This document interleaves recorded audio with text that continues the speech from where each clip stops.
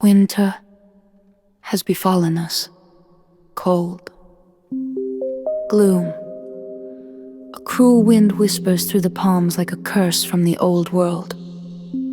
I write this with trembling hands, for I can feel my fingers, and yet I fear I soon shall not.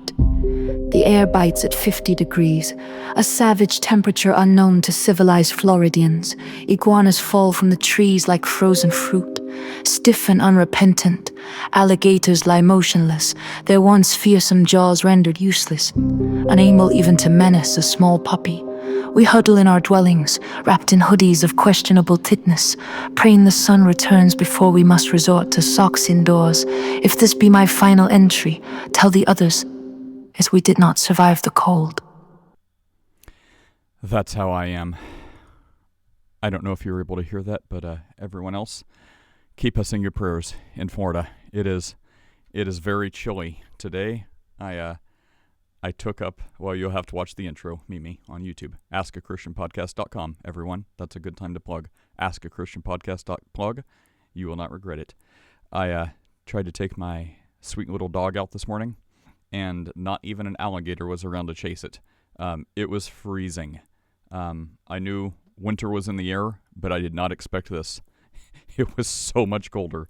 I went out, I had to get a hoodie on, bundle up, face my back to the wind, and it was legit 50 degrees, and it felt like it may as well have been like 20. It was so cold. And then people are like, 20 degrees! That's not even winter. We need like negative 20. Anyway, yes, so my morning started out cold. I'm sitting here in a hoodie freezing. I don't even know what else to do. How are you guys doing? You said you had a non-Christian question, or was that a question about, is it a non-Christian question? Morning, Oliver. Yeah, so, oh, gosh, I can't think. I'm going to declare myself a true Floridian now. It's just cold. It's cold. Did I get the Switch 2? I mean, that's the Nintendo thing, right? So I guess that's the answer. No, I don't even have, is it a Switch or Switch 1? I don't even have the precursor. So, nah, I don't do any of that. I still have a PS4 that's like 10 or 12 years old. It's probably more than, oh my gosh, when did it come out? It's probably older than that. Yeah, I just play Fortnite for like 20 minutes a day and run around and blow things up and don't really pay attention. I just do my daily quest because apparently I'm a video game addict like that. So they're like, you have a new quest to do. So as long as I have my daily quest, it keeps me occupied for like 20 minutes. As soon as I'm done, I'm like, nope, done with that. How the mighty have fallen. Man, I used to play like MMOs like World of Warcraft and Dota and things like that. I would crack out to those things. My volume's low. I guess take up a collection, get me a better microphone. Appreciated. Gratitude. I don't know what else to do. Man, I once took a vacation time, like a full week of my vacation time, just to other people. They would take their time. They're like, I'm going skiing. I'm going to visit family in another state. I'm going on a fishing trip, like, 3 states over. They're like, what are you doing? I'm like, man, a new raid came out for World of Warcraft, and that's what I'm doing. They're like, what? I'm like, all week long. Yeah. Dr. Pepper, nacho cheese Doritos, and Hot Pockets. Not the lean pockets, the Hot Pockets, the one that are dripping pepperoni grease. So don't take any of the advice of what I'm saying. It's the worst thing you can do. Don't do any of that. Anyways, thanks be to our Lord and Savior Jesus Christ. Now, I am not cursed by that. I am cursed to fight about Calvin versus Arminian stuff every day of my life. That's what I'm doing now. Okay, let's get to this. All right, yeah, full-time Fortnite gamer only. I mean, full-time, that's the only game I pretty much play, but full-time, like 20 minutes a day. I mean, every time there's a new update, I'll spend like an hour to go through all the new opening quests, but yeah. Okay, let's see. Let's get back to, if you guys want to jump on up here, let us know. I'm going to doom scroll some X while you guys listen. So good old Protestia, it does not disappoint. So, let's take a look at my... It's always church criticism. Like, maybe you know what? I need to follow... I follow too many church places. Why is that bad? Well, All we talk about is critiquing churches. Like this one. City Impact Church's 2025 Christmas show features this classic tune from Disney's Aladdin. In church. Yeah, I don't know. How do you relate Jesus to Aladdin? Genie in a bottle? I don't know. Wait, Aladdin wasn't Genie. He was the prince on a carpet, right? Or whatever. Like flying carpet, Jesus ascending. I don't know. How do you relate that? Maybe I need to follow some more angry atheist accounts. So maybe we can go look for some. If you guys have any to recommend them, and maybe we'll do that next. We'll add some atheist accounts, so we can critique that. Here is City Impact Church's 2025. I present Aladdin. Wow, he had them 40 teeth. Scheherazade had 1,000 tails. Well, Master, you're in luck, cause up your sleeves you got a brand of magic never fails. You got some power in your corner now, some heavy ammunition in your camp. You got some punch of sass. Yes. And how? All you gotta do is run that lamp. Then now say, Mr. Man, what's your name? Whatever will your pleasure be. Ha ha, I'm in the mood to help you, dude. You ain't never had a real like me. Oh, it's the big part. I love a good dance break. You know what I'm saying? Your friends do this. Your friends do that. None of my friends do any of this. Out of their little hat. Can your friends go? Can they? I'm the genie of the lamp. I can sing, rap, dance if you give me a chance. Oh, don't sit there, buggy-eyed. I'm here to answer all your midday prayers. You got me bona, need it, certain. If I had friends that could do any of the stuff he was asking if my friends can do, they would not be my friends. It's like the opposite of if your friends don't dance, and if they don't dance, they're no friends of mine. If they dance, I don't want to be friends with them. I'm sorry, Mimi.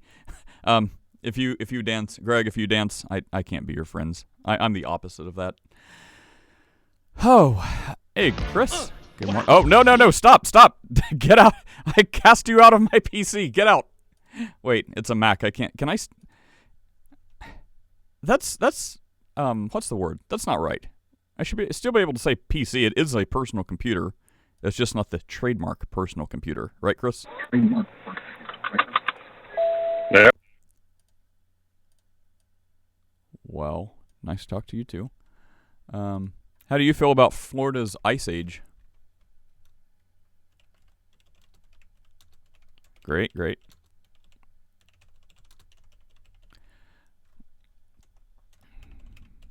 Aladdin in church. Can someone volunteer to type notes for me so I don't have to take time away from saying more of nothing? All right, guys, what's your best atheist accounts? Oh, go ahead, Chris. So, okay. Are they saying that, Jesus is like the genie? Because that would actually on message for most mega churches. So I mean, that's where I thought maybe it would go, but then I remembered Aladdin is not the genie, so maybe, I mean, I don't know. There's a flying carpet in the sky. Maybe that's where he ascended. I don't know. Well, no, but the song is "You Don't Have a Friend Like Me." That's the genie singing. You know more about Aladdin than I do. Just like that. Yeah, it was a fun movie in 1992. I don't even know if I actually saw the cartoon. I know I've seen clips of it and pieces of it. I don't know if I've seen the whole thing. Here's one. You can't see this, but it's like when you visit a model of the Garden of Eden and apparently learn nothing. That's so funny. And this woman with the baby's looking. There's a talking snake right there, a talking reptile person. Looks more like a politician than a devil. Any difference? I don't know. But there's this talking snake there, the Garden of Eden in this museum. She reaches up to grab the fruit. And this guy comes in and smacks her hand away. That is so funny. Have you learned nothing? You've learned nothing. Christian memes and puns, great. Let's see. Empathy has been weaponized to destroy Western civilization. 100%. I never want to hear anyone, ever make the argument that women are more compassionate and empathetic and they're better leaders. They have a better chance of not going to war. Lies. You're a liar. You are a liar. Women in leadership are some of the most diabolical, evil, warmongering things. Look around, open your eyes. What's your evidence? Look around. If the question, where's your evidence, escapes your lips, how you are not qualified to participate. No one needs to present evidence. You should be thoroughly ingrained with evidence of this. Anyway, that obviously triggered something very deep within me, Chris. Yeah, wow. I mean, yeah, we passed the 19th Amendment, and what did women do immediately? They conspired to murder their children. Let's see. Gee, who to follow? Dan Bongino? No. Think we'll hold off on that one. Kevin McCarthy? No thanks. G3 Ministries. Don't know what that is. Maybe I'll give them a shot later. I've not heard of them. Content producing ministry. To educate, encourage, and equip the church through resources and events for the glory of God. Well, that sounds good. Oh, does Protestia? Oh, if Protestia follows them, maybe they're good people. Here, Chris, you're, let's see. Okay, right-wing watch. Anti-Semitic Christian nationalist Pastor Joel Webben rages that the Holocaust became a false, wicked, and satanic religion. The Holocaust is a religion? Used to oppress young white men and must be ground to dust. So, I don't know if we don't want to dedicate time to that. Oh, someone's down there to ask a question. Is this the Nephilim in India guy? Kamal, how's it going? Hey, Sean, morning. What's up, Kamal? Nothing much, Jeanette. How are you? Oh, good. A little chilly down here in Florida. You in Florida too? Yep, everyone's in Florida.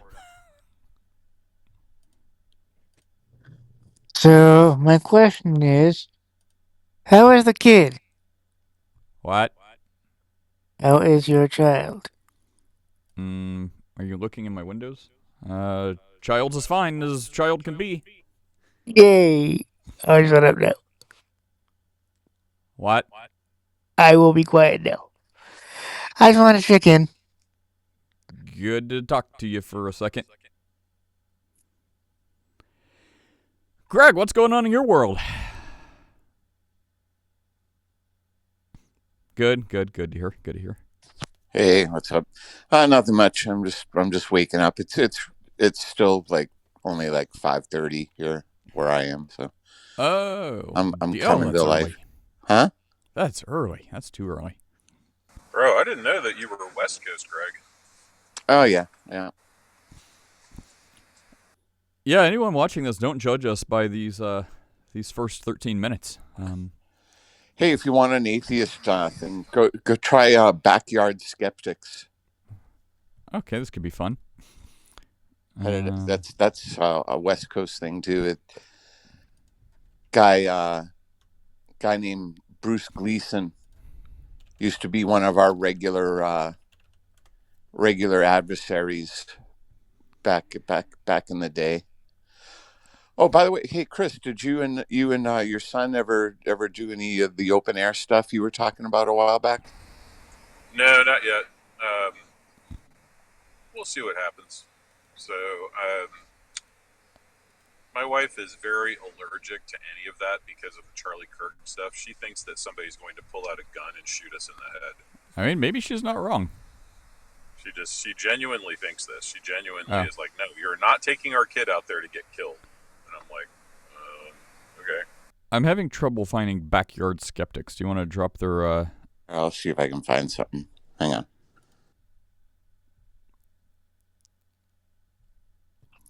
Oh, this next time she brings it up.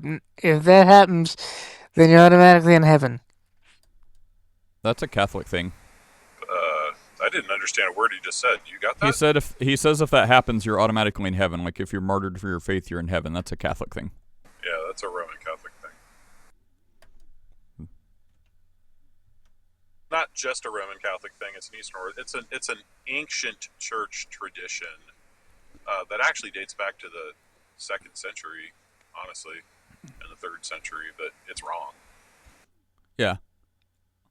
I mean, it's also a Muslim thing because those three groups are all basically the same. Well, maybe not Orthodox. We'll be fair, but Catholicism and a lot of their principles and rituals it seems very uncomfortably familiar.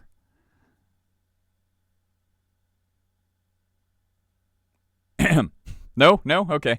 Love you Catholics. No, I mean, like, you're not wrong. I mean, like, yeah, that was definitely an early church thing. Like, you know, like, it actually caused, so the toleration of Christianity in early church history caused a kind of crisis in the church, because there was this widespread idea that Kamal actually brought up called the baptism of blood. And it taught that, you know, if you are martyred, that's an automatic ticket to heaven. When, you know, regular Christian doctrine teaches, like, if you die, it's an automatic ticket to heaven if you're a Christian. So, like, I'm not sure where this baptism of the blood started. You know, it probably had an organic start somewhere, but it was just a false teaching of the early church.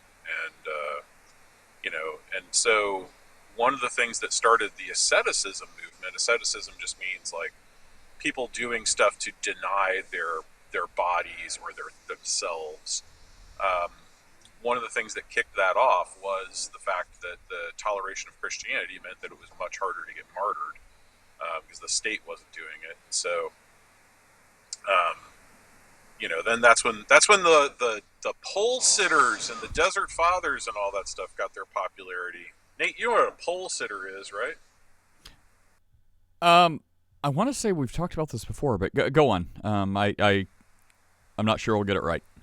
These guys would go out and literally sit or stand on a pole, and then people from the nearby village would bring them food and water and clean up their refuse, and they would never leave the pole. I did not know that. Yeah. That seems like a good idea for Greg. Maybe Greg could do that for a few decades. I am furiously trying to find some fun atheist accounts to talk about, but it's basically a bunch of, like, just people putting out, like, 3-hour rambles, and I'm the only one that can. Fun atheists, I'm the only one that can do that. Let's see. Don't like abortions? Just ignore them, like you ignore children in foster care. Is that bring your evidence? I guess. That doesn't even make sense. God is just Santa Claus for adults.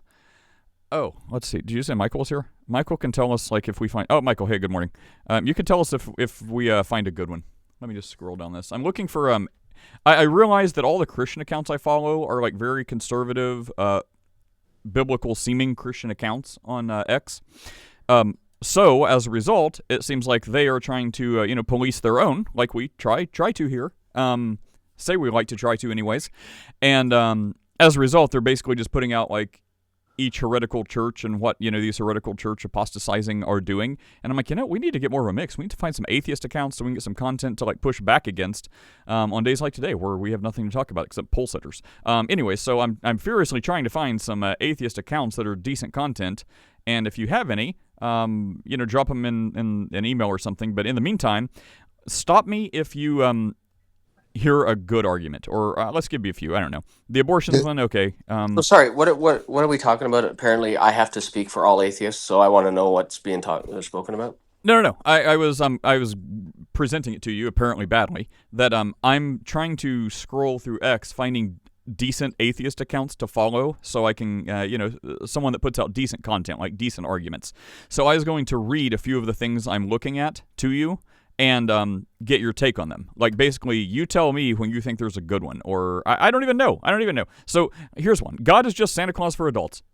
Do you know anyone who came to believe in Santa Claus as an adult? I mean, is that a good one, Michael, or should atheists just be like, okay, look, that's ridiculous, we're just going to stop with that? Or you're like, no, that's exactly the message atheists should be spreading. That makes so much sense. So it's important to understand that from an atheist perspective, both are made up. That's what's being said there. Right. Is that a good thing? Like, is that like, wow, that's deep? Or, yeah, we get it. That's like 2003 atheist.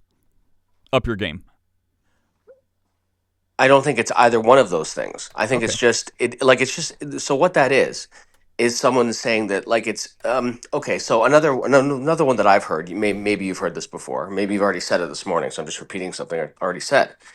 But so one that I heard, I don't even remember when I heard this, but that essentially religion is a fairy tale for grown-ups, right?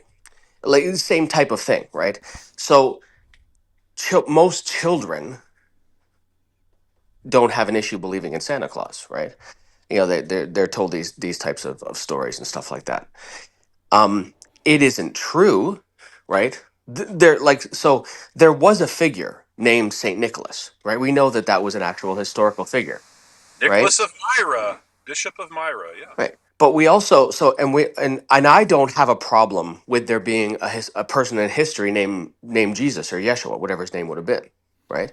But the existence of a person named Saint Nicholas or Yeshua ben Joseph, whatever his name might have been, doesn't mean that he was God made flesh, right? So it's taking something like it's taking a piece from history and then adding on to that something, right? In the same way, like so doing for Jesus the same thing that somebody did for Saint Nicholas. Yes. That's the message being communicated. I understand. If we take this long for everything, we're never going to get through them, but that's okay. Maybe this is a bad idea.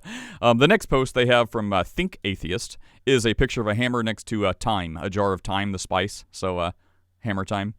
That's pretty funny.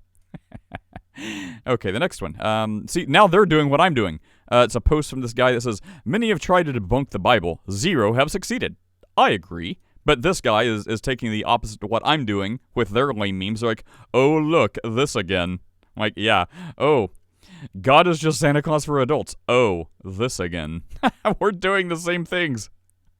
Let's see. Okay, we're done. What else you got? Anyone have a topic? Sean, what's up? Good morning.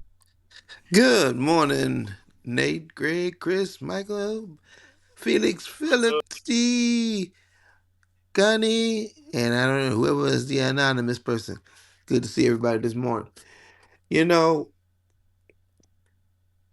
I think I'll just go hit this. Your thoughts on the Rob Reiner murder?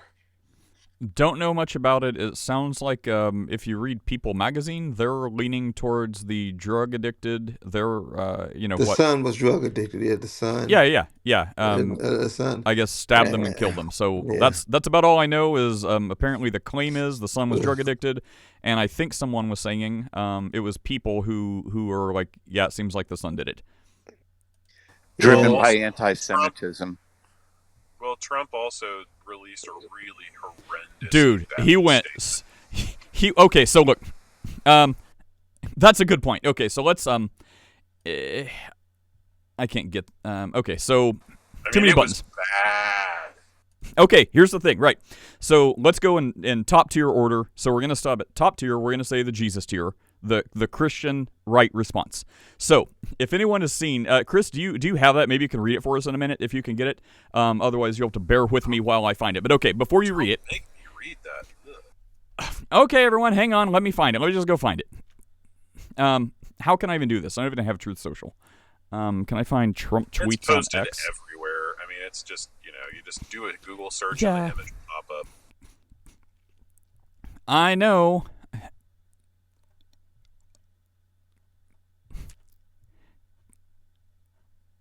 Yeah, I someone's gonna have to help me out if anyone wants to read it. I would like to read it because he went super hard. Hang on, bear with me.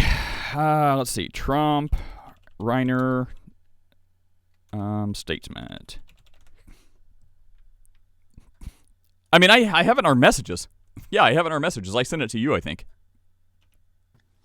I wonder if Rob Reiner sent out any tweets like right after Trump was shot at. That's what we're gonna get to. Well, I don't know about that. Someone look that up.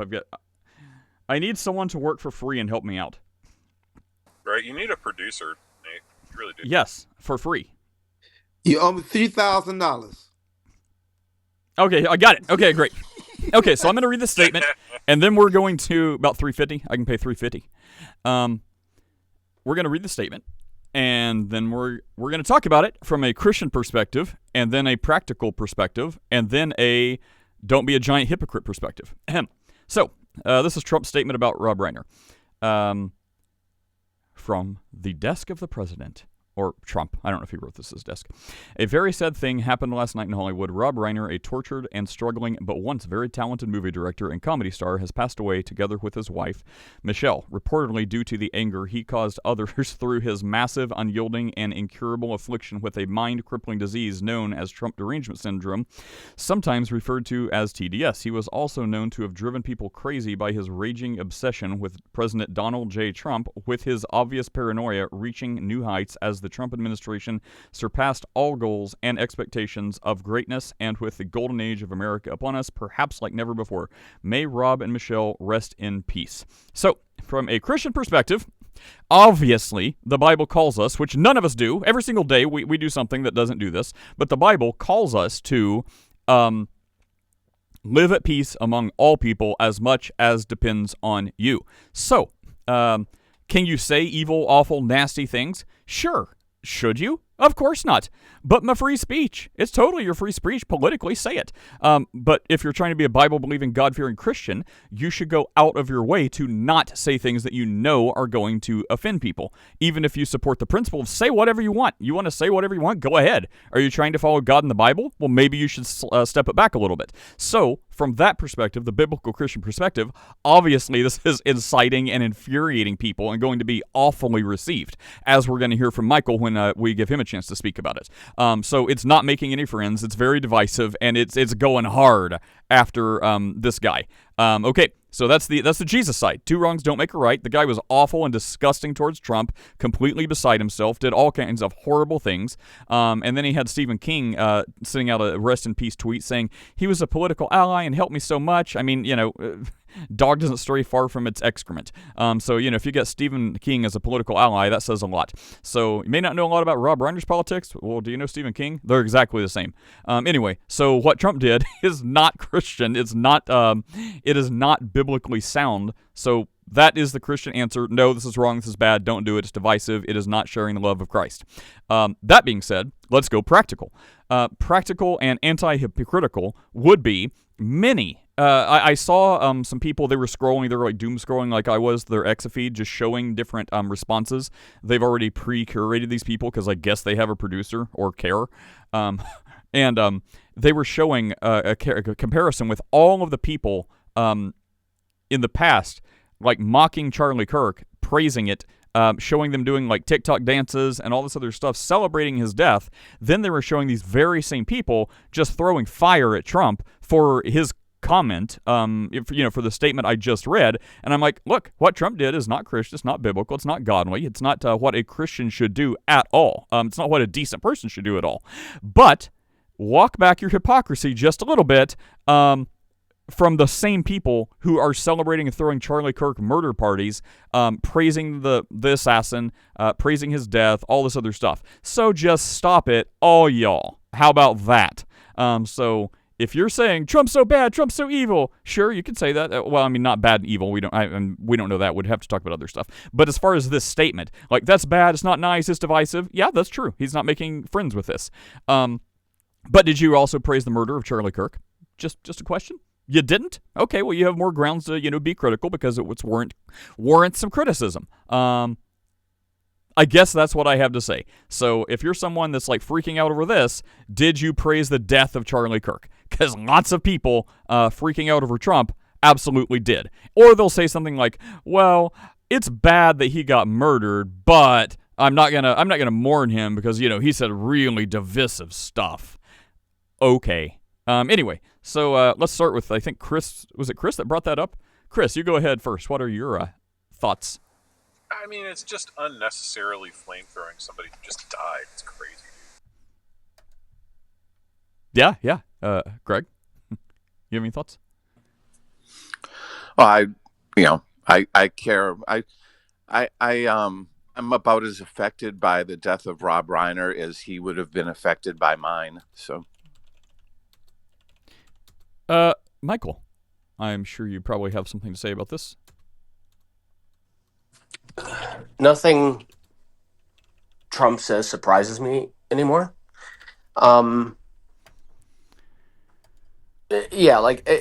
Anything other than and this goes for, so that you've mentioned two things: the assassination of Charlie Kirk, and this instance here.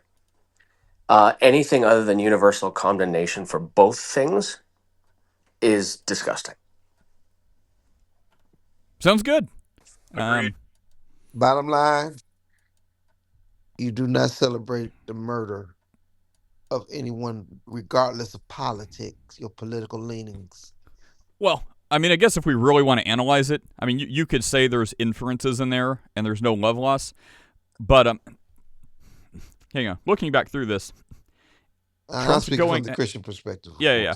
Well, since you said don't celebrate, you can't find where Trump celebrated it. I mean, people could say he was giggling when he wrote this, or it's inferred, but I mean, you have to say that. You can't say it's like, so glad another racist is dead. I praise it. I dance on his grave. Like, it's not exactly like the people on Charlie Kirk. They were like, yes, we are celebrating his death. He sucks. So you've got people literally celebrating, showing dance parties and jumping up and down, celebrating it, versus Trump is just a really, really uncharitable. To me, Hang on, Sean.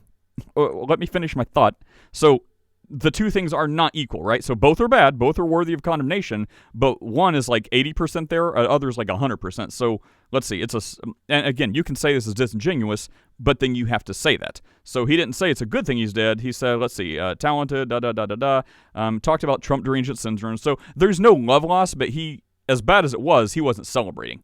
The Charlie Kirk people are absolutely celebrating. So just to be incredibly fair, if we want to quantify the badness, the Charlie Kirk people literally celebrating are worse than Trump, who is just being a big jerk about it, saying very bad things about a guy that just got murdered. But there's nowhere in here that you can point to that he's celebrating, unless you say something like, well, it's implied, or he had to be giggling when he wrote this, or you infer this. But then you have to say all that. You can't point directly to it. Anyways, that's all. Just in extreme accuracy. I think the other thing that bears mentioning is I don't think you can find a better example of narcissism than naming a mental health disorder after yourself. Now, wait, hang on. I think I've heard you say this before. Yeah. Regarding our friend Ding Dong. Yeah, I've said the same thing. It was... narcissism would be a clinical term, right, or something like that, and no one can rightly. It would be kind of narcissistic to try to diagnose someone with any clinical or psychological disease or disorder without having to the ability to properly diagnose them and evaluate, which no one has, right? So wouldn't that be a tale of a little bit of narcissism going the other way for that person? Because no one could, you could say it flippantly, like maybe you are, but no one could really be like, Trump is a narcissist, unless they've had him sit down and put him through the patient portal and like, I have evaluated you with my medical degree and I diagnose you with this. So all the people who are diagnosing him, that's incorrect, right? Yeah. There are 8 points that line out in the DSM that basically are the framework for narcissistic personality disorder, and he meets every single one of them, like so much so that you could almost put a picture of him beside the diagnosis. That's not diagnosing someone. What that's doing is saying this is a person that displays these characteristics. That is not someone handing down, like a clinical psychologist, for example, handing down a diagnosis of, narcissistic personality disorder. Okay, fair enough. Hey, Saint, you had a question or something to say? Did Trump lie about anything he said, or was it all true? Much the same way Michael just armchair diagnosed Trump with narcissistic disorder, I'm going to say, everything he said was not wrong. Which, I mean, he did. You can't point to he's celebrating. You can't point to any lies. I mean, I think, we can look at Reiner's own thing. I saw an MSNBC video of him this morning where he was completely, I don't remember if this is 2016 or 2020, but around one of those election cycles, he was on there just railing against Trump. So seems like there was no lies detected. The worst we can say is, it is a jerk move. It's definitely not living at peace with all people as much as depends on you. From a biblical standpoint, it's completely wrong. It's not making friends. It's divisive. That's what we can say. It's a jerk thing to do, but yeah, I mean, if people want to get their magnifying glass out, he's not celebrating, and it seems like there's no lies. And the evidence is go look at Rob Reiner's tweets and everything he said about Trump, and kind of seems like it's true. Doesn't make it right, doesn't make it nice. Yeah, I would also say that I think what also should be mentioned here is that I don't think any of this stuff really, betrays, who Trump is as an individual. Like there can't really be anybody here that's listening to this on the stage right now that would actually say, yeah, I think, I believe that that Trump is a Christian. Right. I already know Chris's answer. Chris is in full agreement with me that he's not at all. Well, no one knows that either. I am more Christian than Donald Trump is. Well, to be fair, just no one knows. Like, only God knows how much. Okay, so only God knows. Christian point. This may be the only one of the day, second one of the day. It doesn't matter what you think of someone. It doesn't matter how evil or bad or awful they are. Because every day, someone is telling me, someone who most Christians would consider a Christian, hey, they're not a Christian. They've forsaken the way. They have apostatized. I'm like, you don't know that. I mean, if they say hail Satan, maybe. But it's through inferences and innuendos. It's like, well, I suspect they have. Well, yeah, I don't necessarily disagree with you, Nate. So does Trump truly believe Jesus Christ is the Son of God that rose from the dead, and he's asked for forgiveness of sins and legit believes that, and he's just in desperate need of not just discipleship, but he's being like actively anti-discipled by the people around him, and in his heart, he believes Jesus has risen from the dead, and he has salvation, and 8 years or 9 years, like, when he's out of office and much older, he'll have a real come to Jesus moment and find some discipleship and be like, wow, I've believed in Jesus this whole time. My eternity is secure in Christ our Lord. I just have been blinded and not been acting like it and been doing things that are antithetical to Jesus. Nobody knows that. Anyway. If it is fair to say that, as the Bible says, God is the reader of hearts, then it is also fair to say the Bible says, by their fruits you shall know them. And if there's anyone with more rotten fruit, I don't think I know who they are. Oh, well, he's also saved a ton of babies, though. Like, he's pushed forward many godly things. Yeah. He's also likely paid for more abortions for mistresses than anybody else. See, there's nothing you're saying has evidence, though. Like, out of 8 billion people, you can find one that's worse than Trump. Maybe you haven't met them. I would say probably in your line of work, you probably have encountered some or some parents of kids or something that you'd be like, wow, they've actually committed murders or they've actually abused children in a way that no one can deny because we found videos of them actually doing it or something like that. Surely you would be like, you know what, there's a couple people I've met that are probably worse than Trump. Does that mean he could still be really, really bad in your eyes? Sure. The worst? I don't know. Likely paid for more abortions? No one knows that. No one has a clue. I don't know. Maybe he's paid for 1 billion abortions. We don't know. No one can speak to that. So let's try to at least be somewhat accuracy based. I would say. But yeah, by your fruits you will know them. But that doesn't mean God is the reader of hearts. That trumps by your fruits you will know them. But by their fruits, you can kind of get a baseline. But it also says there's many false prophets that deceive people and come as wolves in sheep's clothing and these things. So from the outward appearance, it looks like they would have good fruit until you're in the mouth of hell, led astray by them. So ask a Christian. We've got answers. Hey, Mir, what's up? Good morning. First of all, there's a couple of hundred people in Washington alone that are way worse than Trump. I know I set the bar really, really low. I'm not saying he's okay, but he's by far not the worst person. But either way, he also said nothing true in that tweet. I don't know why you thought it was true. The guy was killed by a deranged drug addict's son in a very tragic way. Nothing to do with his politics. Trump just mentioned something that was completely irrelevant to the situation. It was like a totally unforced error in a very immoral way. This was ridiculous. Well, true. I mean, not true doesn't mean not related. So let's see.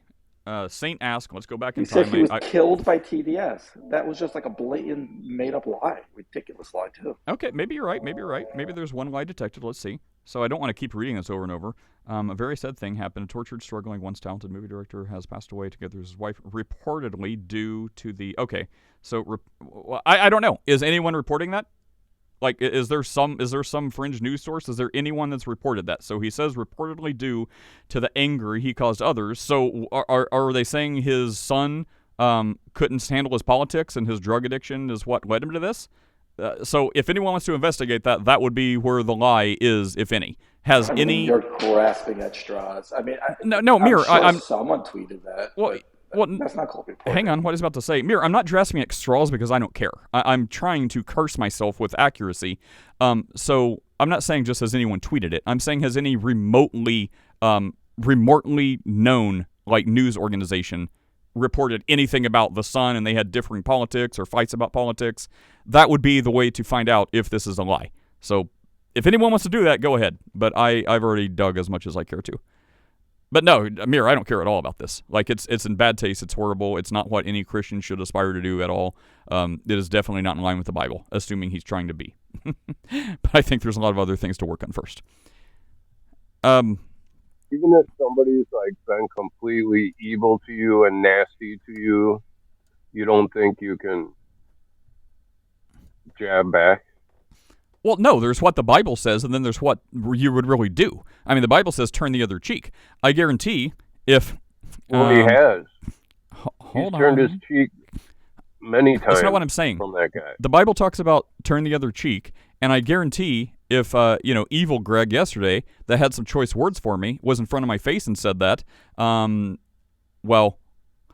Let's walk up a little bit more. But, I mean, if someone walks up and punches you, Satan, in the face, there's a good chance you'll punch him right back in the mouth. And then someone will say, like, well, the Bible says turn the other cheek. And it's like, well, yeah, in a perfect world, if I'm a perfect disciple of Christ, I'm going to let that punch go and I'm going to turn the other cheek. But I'm still human, and when that guy punched me in the mouth, I immediately reacted and punched him right back in the face. Forgive me, Lord, I have failed you. So there's what you should do, versus we're fallen humans with instincts and reactions, what you're going to do. That's what I'd say, Saint. Well, what about turn the other cheek? So, like, he gave a cheek for a reason. We only have two cheeks. So, like you said, 100% won't be right. Four. If somebody did evil, if somebody did evil to you, don't immediately go back at them. But be slow to anger. But if somebody punches you twice, to me, it's game on. Like, this guy is crazy. The idea of what you're saying may not be far off, but to try to get biblical insight from the number of cheeks, whether 2 or as Sean says 4, and being like, well, if they do it 2 times, then it's game on. That's not a biblical thing. That's a catchy phrase.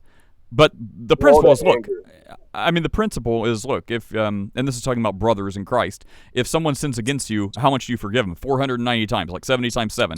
Well, 491st time, no, it means if they ask for forgiveness and are repentant, you forgive them. What if they're not repentant? Forgive them anyway. Like, stop litigating forgiveness. Like, bro, Christ forgive you of, like, billions of unknown sins and, like, hundreds of millions of sins you probably know about. Christ forgave you of all that. The point is forgive without end. That's the goal. So stop legislating it. So the standard is perfection, which we all fall short. That's why we need Christ, right? So the standard is perfection. We're all short of it. However, if someone comes up and punches me in the face, before I can think about, Lord, forgive them, they know not what they do, brother, I will let you slide on that one. I'm probably going to jump on him and ground and pound. And then be like, Lord, I have failed you this day. Please forgive me. Melody, what's up? Hey, I just wanted to say, I don't know if anyone else saw it, but I saw where that guy's neighbor had brought over some flowers and laid it at their fence, and one of the reporters spoke with him, and he was saying that that they had a lot of trouble out of his son, and that he had a drug problem. Well, yeah, but, yeah, but that he would never expect. He would have never thought that he would have done that, is what he said. Yeah, I think it's widely reported that the guy had issues with drugs. Yeah. But I think the question that would, where'd Mir go? Oh. And he took his father. He followed in his father's footsteps. Made a whole documentary about his journey and his struggle with narcotics. He directed and wrote a movie, a whole documentary about it. So. Yeah, well, it was a movie. It was an actual theatrical release. It's called Being Charlie. is just super sad. Like, I can't imagine, like, my son and I were talking about it. I was like, what exactly would I have to do for you to get the bright idea that you needed to shoot me and mommy? And he was like, it's just unfathomable. What is this you posted, Greg? Is this you getting into a fight with an atheist, or like a fight of words? Well, it's me with that guy Bruce Gleason in hunting. It's not a fight, but an open air encounter. You look like Rob Blagojevich.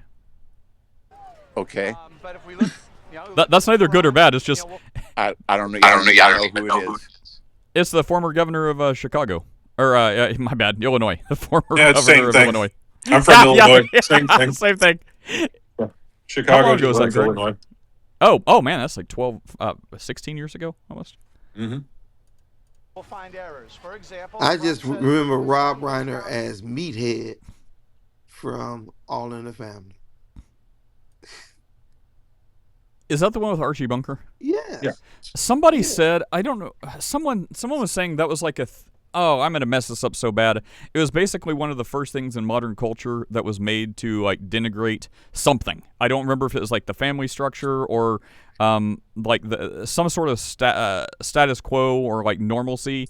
From watching that show, do you get anything of what I'm trying to say? I briefly heard someone say like it's the very first thing to promote feminism as the correct view as opposed to that's what it was something like that, to denigrate the family or something. So yeah, I heard someone mention that today. He was all the time going on protests too. It depicts the the patriarch as the idiot, racist, right? Just you know what I mean? The man, the head of the household, was like the comic villain.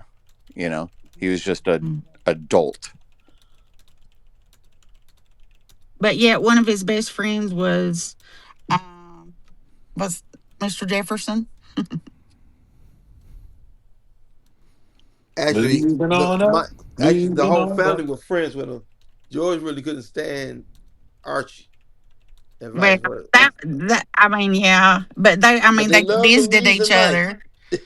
Yeah, they visited each other and smarted off to each other, and that was what was funny about it.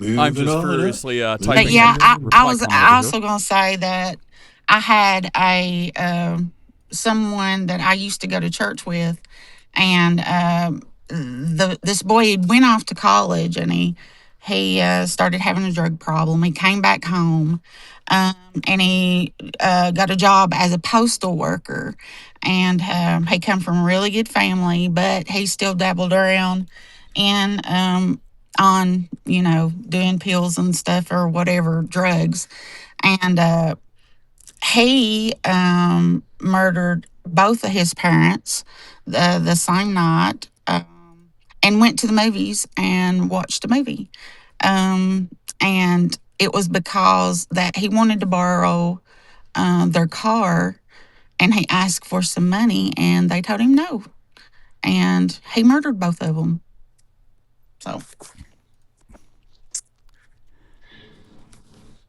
who has something? Anyone have some happy news?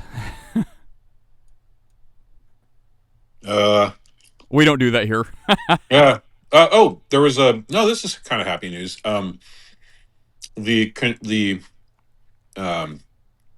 Christian Reformed Church North America, CRCNA, had a split, and they basically had all the libs leave, and they're like, "Nah, we're a conservative denomination. If you don't like it, get out." And then their magazine, which this is even more based, is the denomination runs a magazine, like a website with like news and stuff, and the magazine was largely liberal, and they were like, "Oh, we're just promoting all voices." And the denomination cracked down, and they're like, "No, you're the denomination magazine. You will publish what the denomination says, and what we expect from confessionally reformed Christians, not just whatever liberal opinion you decide." And the editor-in-chief got up and rage quit at the synod, and it was just a thing of beauty. It was like, oh man, that lib went down in flaming, like the Hindenburg, and just like sputtering and spouting all of this LGBT nonsense. And it's like, bye bye, don't let the door hit you. Speaking of LGBT nonsense, I'm looking at, apparently this is breaking, it says, 12 hours ago, so we're late to the party. Apparently, Florida law banning children from drag show event is now in effect in Florida. That's interesting. I didn't hear anything about that. Did you? No. Sorry, I was just finishing writing an email to somebody. You were talking about All in the Family. Slight tangent shift. But Chris, as a fellow Gen Xer, I'm not sure I could think of something more fun than putting 100 millennials or Gen Zs into a room and making them watch just one episode of All in the Family and just watch their heads explode. Oh, that's totally true. I'm with you on that. It would be like, so, I mean, so okay, so here's too much information. Like, if I had to describe my father, as someone from TV, he would have been Archie Bunker. My dad was a terrible racist. He said terrible things. But and anyway, that's a bit of a side. But to be able to watch All in the Family and just like, I mean, it was both terrible and hysterical at the same time. To anyone who's going to listen to this later, if you haven't watched it, just watch it. Just leave your delicate sensitivities at the door, or your head will explode from offense. Because it is a very offensive show, but it's also funny, and I don't care who hears me People say say that, like, I don't know, Chris, someone who doesn't care. Can someone say like one of the things that would be considered offensive? Is it like legit? Like, I hate N-words. I mean, obviously it can't be that, right? Watch this. Let me imitate Archie, and I'm gonna deal with him dealing with Michael, also known as Meathead Roll, who's Rob Reiner's character. Yo, Arch, you gotta stop this. You know what I mean? Meathead, you dumb Polak, you. That's what he would say. Okay. Yeah, pretty much. So people like me would be more bored than offended. Yes. You're not easily offended, Dave. But like most millennials, okay, so like, the millennials that are very, very hand-wringing and upset when you use the terms gay and retarded. You know the ones I'm talking about? Yes, yes. So like, these are the people that Michael is talking about that would be utterly offended by a lot of the things that go on with like the racial slur. Like, it was funny because my son and I were watching on VidAngel The Untouchables. So he wanted to watch a gangster movie, and I was like, all right. And we also watched Godfather 1 on VidAngel, which was great. And you didn't let him see the horse scene. That's the entire reason for watching that. That is so just gross. I just skipped it. So yeah. Anyway, no, it upsets me. So I'm not gonna upset him. It already upsets me. Why do I want to upset him? Anyway, so he knows it happens. I was like, you're yes, too sensitive, Chris. He woke up with a horse head in his bed. I'm very sensitive. I'm don't watch the videos. Like, I don't watch the videos of like people being shot or any of this. Like, I didn't watch the Charlie Kirk video. The horse didn't really die, Chris. It's a movie. There was a dead horse head for sure. They went and got one from a glue factory. That's the story of it. Okay. Well, I didn't know that, but okay. Yeah, it's gross. Anyway, but yeah, but why a glue factory, Chris? What's glue made out of? It's made out of horse hooves. Okay, yeah. So, at any rate, or I guess it used to be. I don't think it is anymore. But yeah, so I had to explain. So in The Untouchables, there's all sorts of Italian and Irish racial slurs that are being used. And this kid, being a Gen Z, had no idea what any of these racial slurs were. And so I'm having to explain like all of these Italian and Irish racial slurs that I grew up with because I'm half Irish. So like I grew up with all that stuff, and it was actually kind of funny to me. I was like, wow, you don't even know the words. Like that's actually kind of impressive that our culture has so far moved on that teenagers don't even know the racial slurs, which is pretty cool, I guess. But like, yeah, the and other, that's not even close to any of the show. I didn't mean to cut you off, Chris, but yeah, that's that's like right. that's not even close to, like, for example, the TV show MASH, right? I watched Oh, like yeah. every single episode.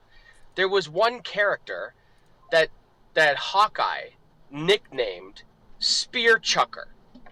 Yeah. It was one of the other doctors. Yeah, a black character, right? Yeah. People would lose their minds over Yeah, that. I agree. You know, and Yeah, I I mean, mean, yeah. it's not, it's certainly not nice, but it's like, yeah, it's yeah, yeah, it's just it's very interesting, but I want to put a study together. I want to see how long it takes. Like, I want to put these 100 or 250 millennial or Gen Z or Gen Alpha people into a room, have them watch a few episodes, and just And see do how a long it. focus group. Yeah, do a focus group. And Dude, you could probably do that on YouTube, and it would be like insanely popular. That's a great idea. Tell Blazing YouTube censors him. Saddles. Oh no, there's no way. There's no way. Okay, that might be One of the that might. funniest movies of all time. I know, and that might be a better example than both All in the Family and MASH put together. Yeah. Because that, like, can you imagine if they, like, let's say for argument's sake, as a, like, let's say to celebrate Mel Brooks, right? Because isn't he 100 now, or he's very, very close. If they, it's like, they're going to do a re-release, a theatrical re-release of Blazing Saddles. I would be right there to see it on the big screen again. That would be, just, I'm almost speechless. That would be amazing. My favorite scene from Blazing Saddles is when they're putting together the posse to go get the sheriff, and they're like had all these people that they're interviewing, and they're giving their resumes. And so there's like a bunch of people in line to give their resumes. And there's like KKK dudes and there's Nazi. And so it just keeps going down and keeps getting worse and worse to the point where you get like actual Nazis in the Old West. It's just so funny. Hey, talking about stuff that's 1,000 years old is fun, but let's point our gaze with the eye of Sauron to Chick-fil-A. Who still likes Chick-fil-A? I mean, I like their food. That always gives me a tummy ache. Wait a minute. Before we move on to that, so DC, you asked if that was good news. The fact that like the church split and told their liberal churches to take a hike and stop infecting them with their liberal nonsense. Yeah, I'd say that's great news. I think the PCA should do the same thing. I think that any liberal church in any conservative denomination should be immediately thrown out of the denomination. And mercilessly, because that is absolutely what you have to do. That's what, there's certain Christian organizations that if you even express a single liberal viewpoint or that is considered liberal, they fire you. Like, and they're like, no, you can't work here anymore. Like, and that's how they do it. And this might be me being too agreeable today, but I actually agree with Chris on this standpoint. I think if you're going to have if you're going to have a church, if you're going to have an organization, I don't think that you should have to include people you don't want to include. Especially when it comes to something like for example, I don't think, a very progressive organization should have to open their doors to someone who is, staunchly conservative. I don't think they should have to do that either. I think there's inclusivity, which is, which you can say, well, you should be inclusive. I don't always agree with every organization having to be inclusive, especially when you're talking about something that is values based, if that makes sense. Yeah, and where I would disagree is something like a public organization. So, like, like a university. Yeah, of course, yeah. Public versus private. Yeah. So, like a university gatekeeping conservatives, as they've been doing pretty effectively for 30 years. I mean, you look at the statistics of conservatives or party affiliation is what they do because it's public knowledge, right? So they can do these accurate statistics. And it's something like 97% of university faculty are registered Democrats in all departments and across everything. And the closest that you get to any kind of representation of Republicans is going to be shockingly not in the business department. It's going to be in the engineering department. And so they come out in engineering departments is like 50-50 in most universities, which is interesting. Yeah, I would agree with that. I would say if you receive any form of government funding, which makes you a public entity, then they're in that case and I would stand alongside you, Chris, to fight against that. If you receive government money, then there should be equal representation, providing that there are people that want to fill the roles. Like, I don't think you should. Yeah, if there is someone who wants to do the job but can't because of whatever reason. Like, oh, I don't want to do this job. Well, you shouldn't be made to do that job. But if you want to do that job, you should be able to do that job. Well, yeah, and part of the other problem. Oh, sorry, Nate. Just one real quick point. Part of the other problem is that the left has been gatekeeping PhDs, and so this happened to a friend of mine who is a conservative. He has a PhD in communications, and communication departments are 100% left wing. That's in the statistics that I just recently saw. I'll have to dig that up, but he was denied tenure. He was on a tenure track, and it was basically, and he kept his politics to himself, didn't talk about him in class. It just so happened that he was a registered Republican, and somebody looked it up, and they ended his tenure track over it. And so he ended up going to the private sector and doing much better. But like, he was denied a tenured position at a university, and I know this guy personally, because he happened to be registered Republican specifically, and that's what they actually cited in their documentation. It was shocking. I'm pretty conflicted about the equal representation. That's how we get into a lot of our messes. So I think the solution is government. This is one more area you've tried to get into, and you have done a great job of messing it up. So get the best. Interview the best. The free market will decide. But don't you want the government to support education? Why? My grandfather, who had I think he dropped out of school at 6th grade to run his farm. He was doing extreme mathematics that I don't remember what it was. I don't remember calculus, trigonometry. I don't remember what it was, but it was advanced mathematics that I never even took by the time I graduated high school.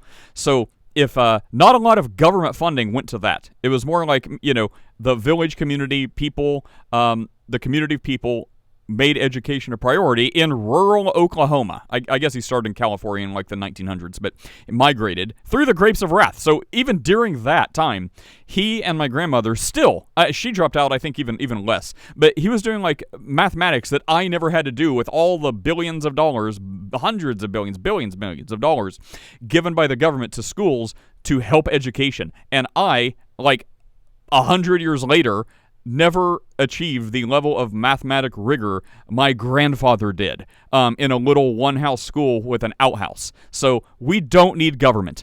We dump them. I mean, this is common knowledge. We dump the most money into schools of anyone in the world, and we're 50th or something? Or even less in the world. So no, we don't need government money. Thank you, government. So no, there should not be a mandate for equal representation. That's how this trash happens. But anyway, that's my thought. So what's your solution?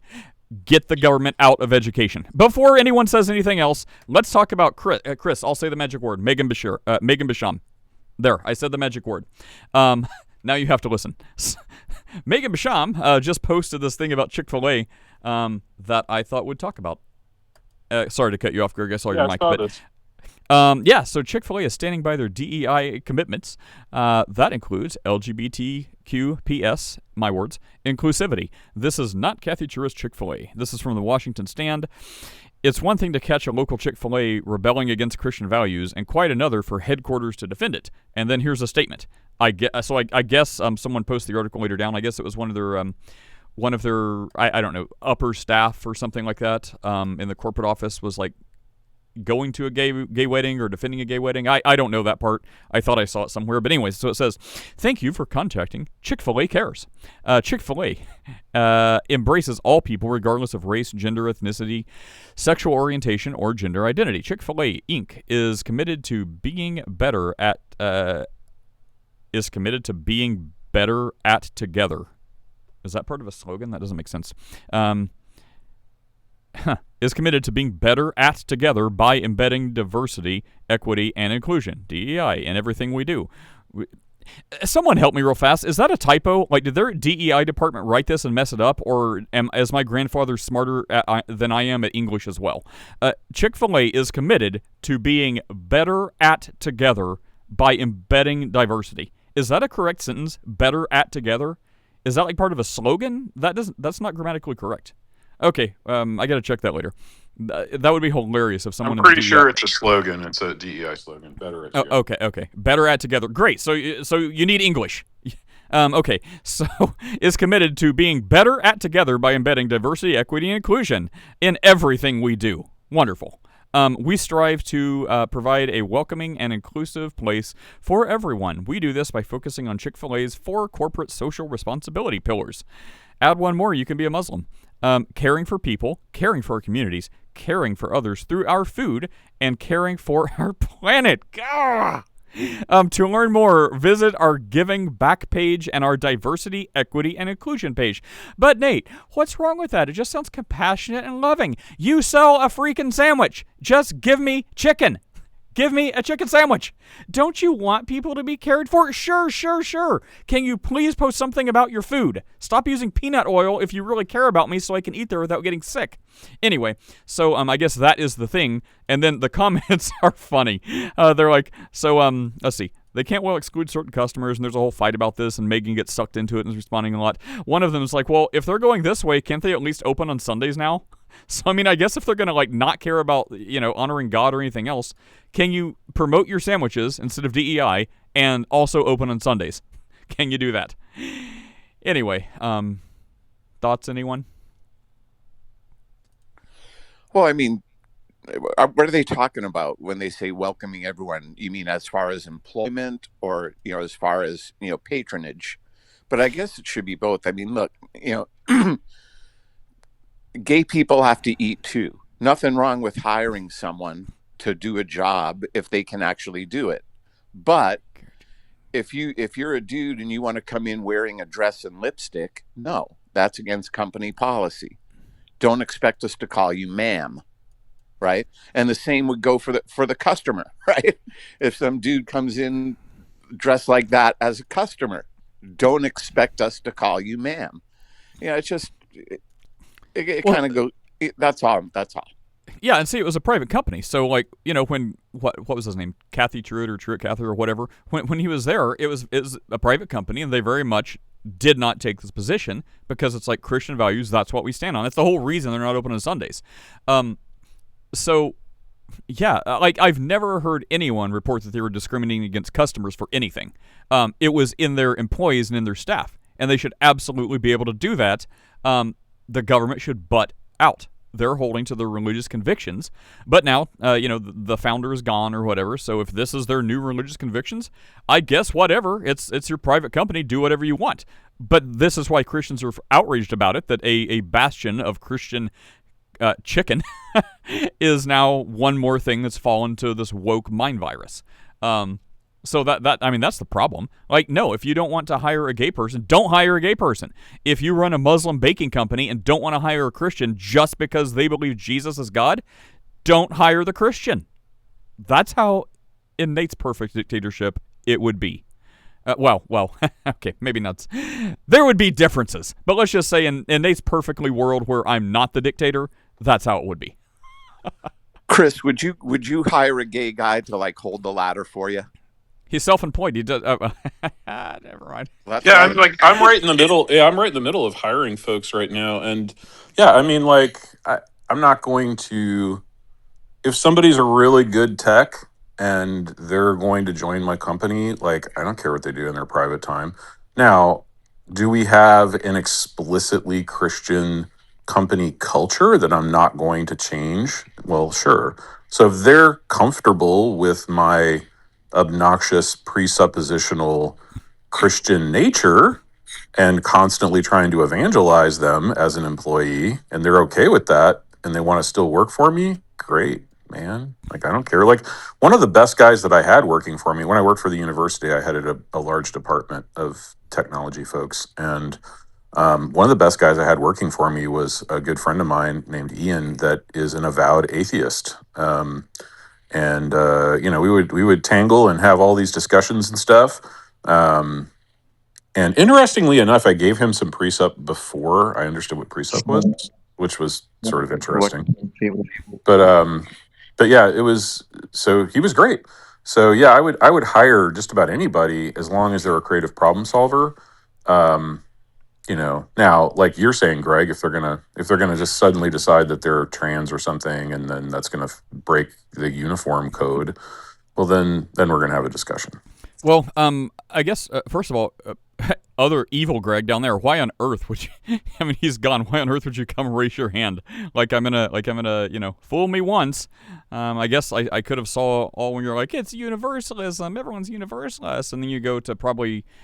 Okay, whatever. Anyways, but yeah, Chris, I would disagree. Like for different reasons. Like for the Christian reason, like the unequally yoked verse. I think the principle can easily practically apply to this, and I think it's good wisdom. Being Christian, be in business with Christians who share your values. Why would you not want someone as close to your own outlook and worldview as you can? So, and also practically. Yeah.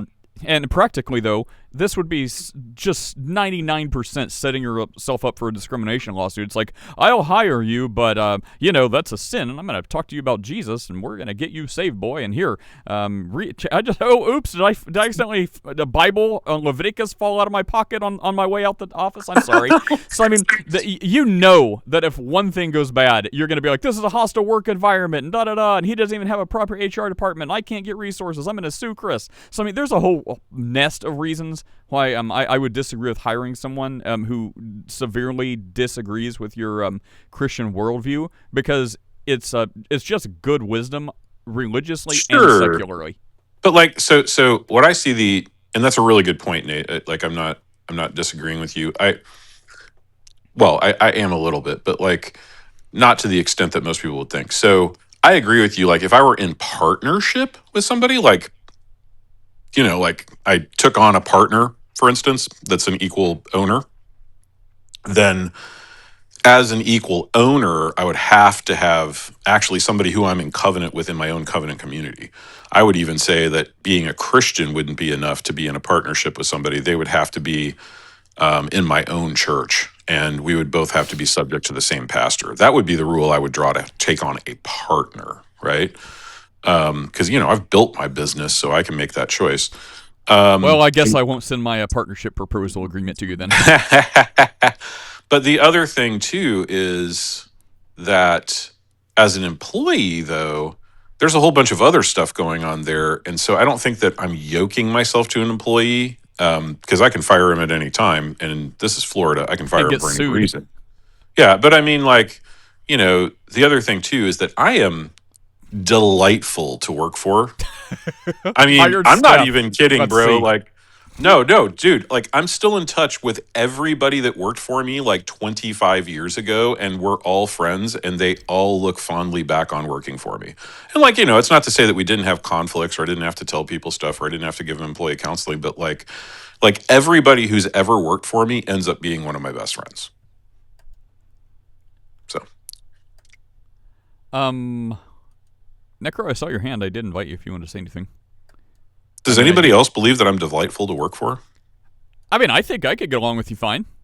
Yeah, I don't know if literally anyone else could. As an employer, I'm going to be totally different than like, I'm bickering with people here on Clubhouse, right? Like, I mean, I'm going to be fulfilling a different role. It's the same thing. Like my wife and I will bicker, but we're not, well, we sometimes bicker about theology, but like, or feminism, but like,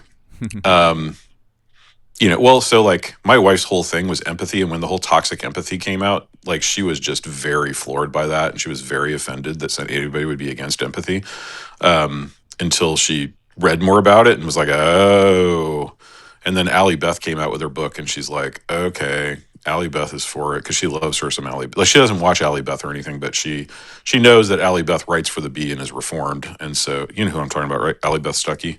Yeah, you've mentioned. Yeah, she's like the biggest female podcast on the internet. So like, and she just Nate, she just did an entire hour and a half on what is Calvinism, and she nailed it. It was awesome. It was really good, actually. Like in a funny, whimsical way, or like dead serious, like teaching way? Teaching way. Like she was teaching her she has a female, like a 98% female audience, and she was teaching all of the female even jellyfish that love her because she, you know, does the right nail polish or whatever they you know, whatever women gravitate to. I don't know. You know, and they all got a lesson on what Calvinism is.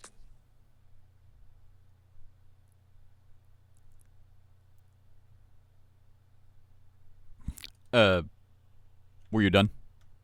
Yeah, I muted up. Oh, okay. That thing just popped weird. Yeah. Oh, hey, Necro, what's up? Did you have something to say? Nothing much. Yeah, I just heard. Are you sure that Allie Beth Stuckey is the most widely, recognized female podcaster? Like, because I don't know, Candace Owens seems pretty high. Well, I mean, okay, yeah. Let me. You're not wrong. So Candace Owens is the biggest podcaster in the world. I think she just passed Joe Rogan. Yeah, she just passed Rogan. Yeah, so like, yeah, she has the most. Unfortunately, you mean if I talk about Jewish conspiracy theories, I can be Candace Owens? Apparently so. Apparently, this is what makes you popular today. But like, or you know, saying that Erica Kirk murdered her husband. You know, whatever nonsense Candace is peddling these days. But like, but yeah. So, Necker, you're totally right. I should have qualified that. I meant like female to female podcast, like catering to a female audience kind of thing, like a lady doing that. So gotcha. Yeah, that's kind of what I should have been more specific. You're correct. Gotcha. Well, and as we know, Greg agrees with me that we've solved Calvinism, so I'll just leave that there. It's no longer an issue. Well, you've only solved predestination. Well, okay, that's good enough. Next, we'll tackle limited atonement. Well, no, I'm down with that. I mean, if everyone, as the high priest of Calvinism appointed by Chris, if everyone explains things exactly the way I do, then it's fine and everyone's happy. So if they take my meaning of limited atonement, sure. If anyone disagrees, they're wrong. I'm right. It only applies to those who believe, right? Sure. There you go. Well, there you go. That was an easy one. Okay. Well, let's finish this day with What did Necro have? Oh, Necro, was that your question, or did you actually have another question or topic? Yeah, I was just really wondering specifically about women, but yeah, now that you qualified it, yeah, I guess that's. Although to me, I really wonder if that's even true because I don't know. I mean, Brett Cooper. I mean, I wonder. I mean, I guess she doesn't broadly appeal to, just to women. So there's a certain type of Gen Z that Brett Cooper appeals to, let me tell you. I only know the name. I don't really know anything else, nor need to. She's pretty much Ben Shapiro if Ben Shapiro were a woman. So, is she on the Daily Wire? Is that where she's from? She used to be, and then she quit. And there's like a whole bunch of stuff with that, but like, yeah, there's drama with that. But that also, I think, necessitated Jeremy Boring's departure. I mean, again, all of this is just speculation because everybody's under NDAs and nobody's talking. But Brett Cooper has good relationships with the other hosts of the Daily Wire still, and she did defend them, but she also defended Candace, so it was like kind of a weird juxtaposition. I don't know, man. Like, there's a whole civil war going on in the right now, and Candace Owens is. And look, I've always thought that Candace Owens was just a grifter, but like Candace Owens is literally making hundreds of thousands of dollars an episode by just peddling nonsense conspiracy theories. She is what Alex Jones wishes he could be. And well, gosh, don't rabbit trail. I really want to get to Mary worship How because dare Catholics you criticize a black woman, Chris? Catholics totally don't worship Mary, but they do. So I also have limited time because I switched my audio settings. So I got to get through this. But I really never knew much about Candace Owens. I know now she's peddling the Kirk stuff, claiming she has receipts, which I don't know if she has them or not. That's about all I know. So I don't know her before. I don't know her now, really. That's all I know. I guess her and Erica Kirk have decided to have a meeting, whatever that's turned out to. I don't know if it's supposed to be televised or what, but that's all I know. So I don't really know much about anything. Alex Jones, dude, all I can say about that is he is more right than basically every news channel you can watch on TV in the last 20 years. I mean, Chris can say Sandy Hook, but I mean, that's like one. Look at every major news outlet on cable TV. They're not wrong like oops wrong. They're wrong like we're going to lie to you wrong because we're getting money. Anyways, I don't know. Take They're it turning the frogs gay! And that's true. That's been corroborated. Okay, let's watch Mary. Let's watch Mary worship. By the way, how is my Alex Jones impression? Is it pretty good? Or try it again real fast. On it? Try it again. They're turning the frogs gay! Freaking frogs. Freaking frogs. This is coming frog. They're turning the freaking frogs gay! Say it again. I have been waiting for years. Okay, hang on. I gotta play this. I dropped the link in chat if you want to watch because I don't know if I think the audio is just like I don't know. Let's see. But watch the video. Oh, Mary's singing something. So if you're not watching, she's walking down a Catholic church, walking out of the hallway while Mary's train, this massive blue. I mean, I can't even describe this. It goes from wall to wall. It's like 30 feet wide, like 50 feet long, and the congregants are draping her train over themselves as she's walking out of the building. Just click that link right there. Just click that link and you'll see everything I'm talking about as she's serenading them and singing something. And it's hurting my ears, so I gotta turn that down. So Mary, who they totally just revere and totally don't worship, is exiting this church with this massive blue garment that the parishioners are covering themselves in for maybe some sort of revering spiritual blessing. Oh, you gotta get a priest to help them. Anyone want to dedicate a minute of your lives to watching that? It's worth it. I think we should just respond with our Catholic friends when they say they don't worship Mary, with just like video clips like that. Be like, you don't worship Mary? Fine, sure. What about this? What about this? What about this? Yeah. Yeah, it's interesting. One of my theories I said that why Jesus has not returned is that fears about people trying to eat him specifically, and it's like they're not zombies, they're just Catholics.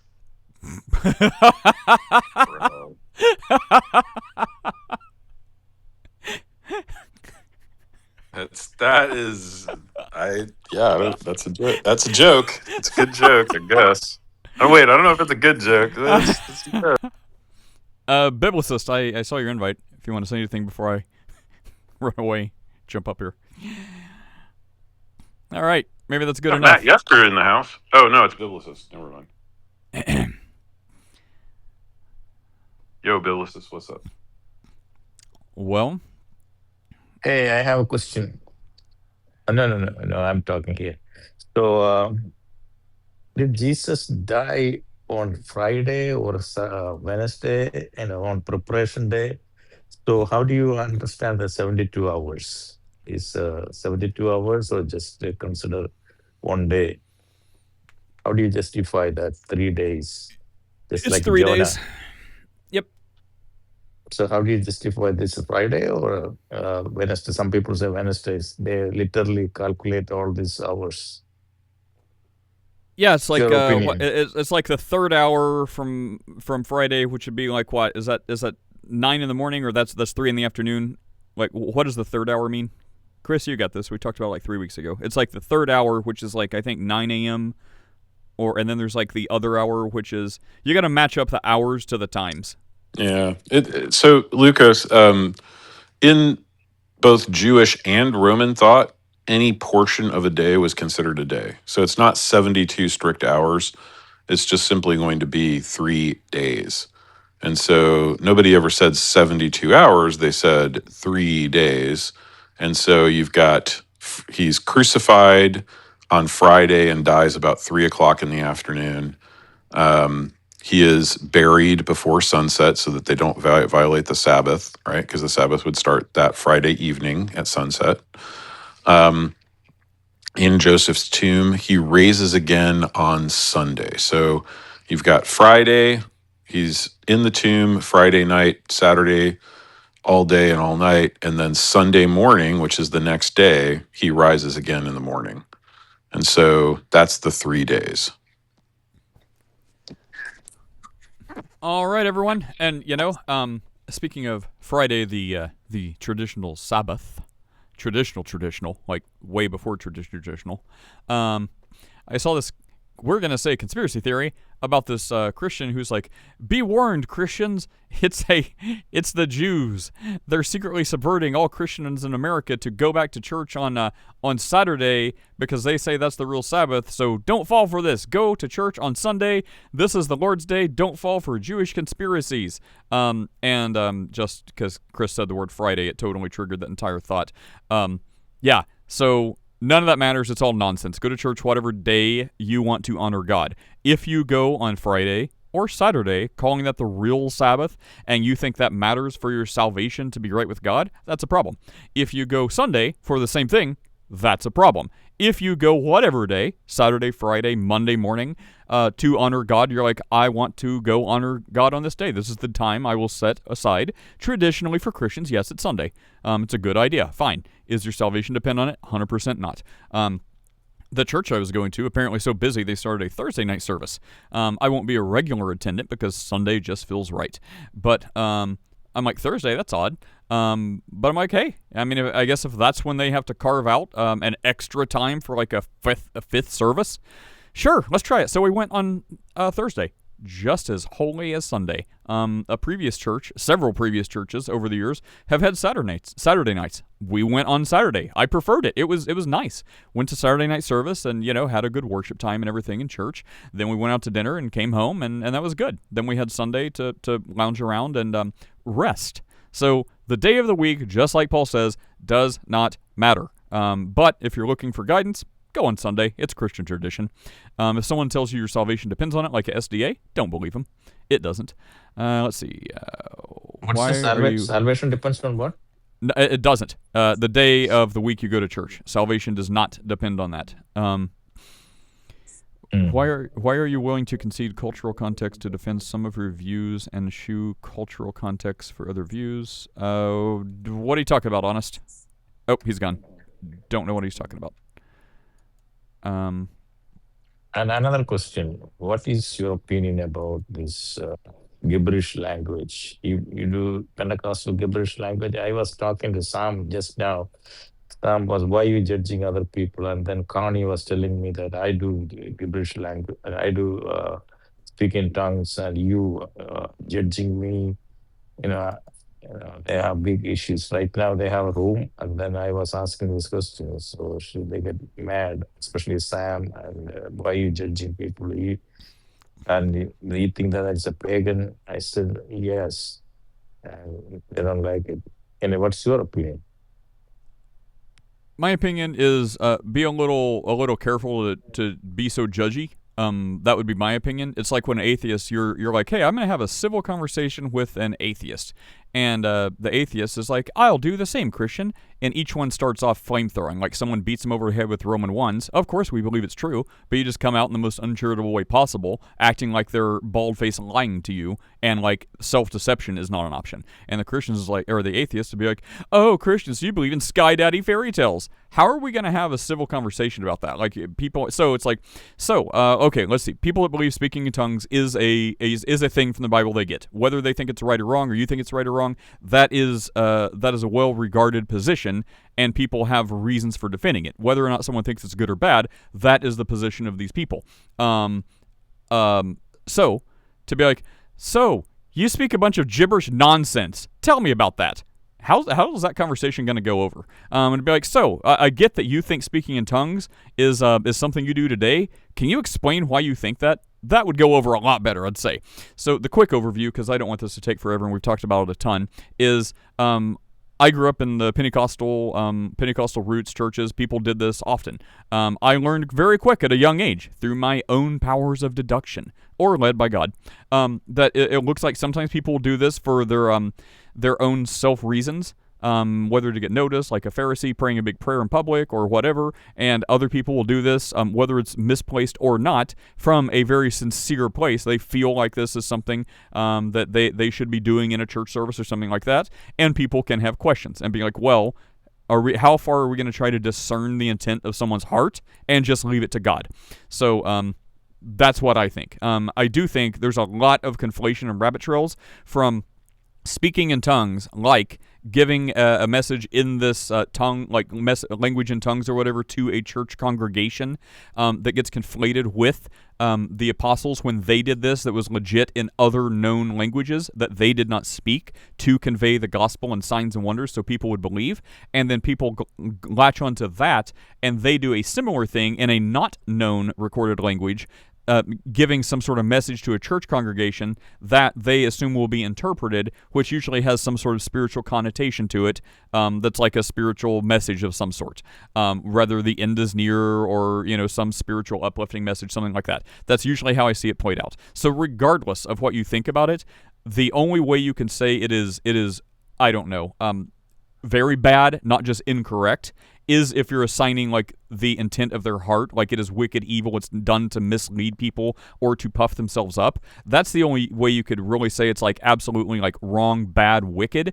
But that means you have to know their heart. And there's plenty of people that would jump up on that stool and be like, I claim to know the intention of their heart. And I would not touch that with a 10-foot pole, unless it's just like so obvious that I can't deny it, which I haven't really found that many examples. Maybe like if you turn on Telepastor TV, but in your local Pentecostal church, I'm not going to be so quick to judge these people. I give them the benefit of the doubt and be like, whether you think it's right or wrong, I think they have a good intent and they are meaning well regardless of what they're doing. So maybe someone wants to disciple them and maybe get some insight as to what they believe and why they believe it and where they're getting this from, and try to give them a different way and see if they believe it or not, or see if you're convinced that they're right. That's what I would say. So the biggest takeaway is be a little careful before like throwing fire at them, because I also do think there's a whole other thing that Paul talks about when you can't pray, you don't know how to pray, the Spirit groans and utters that you can't decide, and this is like people, this is like different, and there's a lot of conflation that just takes hours and hours to go through. Greg, you want to say something? Yeah, why don't you ask Gab? Is your free trial still good? No, dude, I pay for this one. I'm paid till the end of the month. Ask Gab then. Well, I could just ask you. It's going to say the same thing. That's true. So, Ned, but you don't pay me, so. You do speak in tongues? Yeah, I have, and I probably will in the future. For me, I glom on to the part, never done it as like one of the church people that do it for like a message in church. That's not me. But as far as what the Bible talks about, when you don't know how to pray, the Spirit will pray for you with the groanings and utterings. And if someone's like, well, the context, there have been times where I'm like, I don't know the words to use for whatever reason. And it's like, kind of let go, let God. And I feel like there is some spiritual benefit. So is it in my head? Is it a placebo? Is it biblically, spiritually accurate, rooted in biblical principles? Pick one. The point is, I believe there is some sort of spiritual communion that God understands, and maybe if I'm totally doing it wrong, he's like, oh, bless your heart, little Nate, you're so dumb, but I totally know what you're wanting to express, even though you can't think of how to articulate it. Good job, buddy. I got you. I'm God. I know what you mean. That's how I look at it.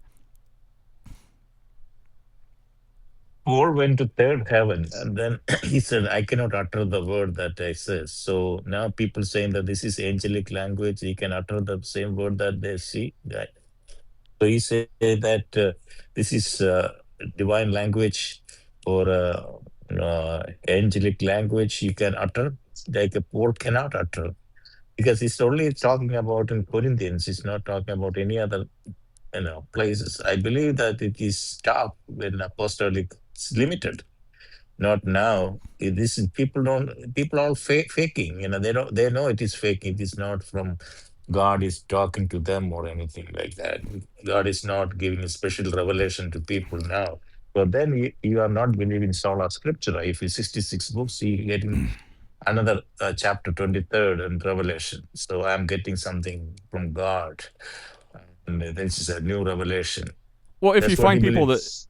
yeah, well, again, this is I'm gonna have to leave. This is one of the rabbit trails, one of many. So that's why it's difficult to talk about this, because if you talk about one part of it, you're gonna have to talk about all of it, which is gonna take forever. So if someone is saying they're getting special revelation from God and then qualify what that means, go talk to them. If you're saying, like, in all my experiences, special revelation, and by the way, when people say it's an angelic language, if someone's like, "Ah, Lord, ah," and they're just like wailing because they are like in distress and have no idea what they're saying, no one's saying that's an angelic language. So people that try to dress it up and like put syllables to it and stuff like that, if they want to say it's an angelic language or just something else, I guess talk to them. But it's not a one-size-fits-all. If you're just wailing and moaning and screaming because you don't know what else to say and you're like freaking out or whatever the state of your body or soul is, no one's going to say that's an angelic language. Like it's more akin to like someone being agonizing wails. Like, I don't know, maybe the death of a loved one or something. But if you're like special revelation, like, the examples I can think of is usually something like, take heart, press into God, Jesus loves you, like a very generic spiritually uplifting thing. And they're like, no, see, that's something that's not in the Bible, even though it's just like a uplifting message, like seek God, God will seek you. I mean, that is in the Bible. So if you're saying, well, that counts as special revelation, that's way too litigious. This is the best life now. This is the best life now. So enjoy, take it and claim it.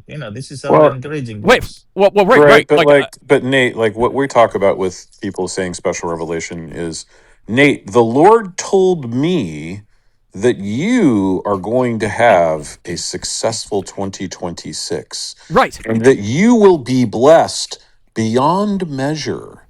Like, yes. That's just the kind of crap that is fortune teller stuff, and it's prohibited by the Bible. And those people should be put out of the congregation. Right. But that's an entire category shift. Like, if you can find someone talking in tongues that also says what Chris says, that's the message they received, bring them before our council. You and Michael, who doesn't believe any of this anyway, and atheist and Calvinist and Nate can stand hand in hand and say that's way messed up. In all of my experiences, I have never seen that. Usually the tongues and interpretation will be a very like biblically rooted, like, take heart in Jesus, he is your comfort, like something you could easily find a scripture and say the same thing in English. It will be something very generic, very easy, very, very like that. The thing you're talking about, Chris, unless you're saying different, bring them before us, but that would be people who want to be like prophets and stuff like that. Yeah. I was going to say, there's like clubhouse rooms like right next door to yours, where there's literally hundreds of people doing that, literally 24 hours a day, 7 days a week for the last 5 years on Clubhouse. Okay, so so like I'm very familiar with what you said, being like no tongues, nothing, not even the category. Be like, I am prophet, blah blah blah blah blah. No, they're using tongues too. They're speaking in tongues. They'll have like 4 hours of tongue.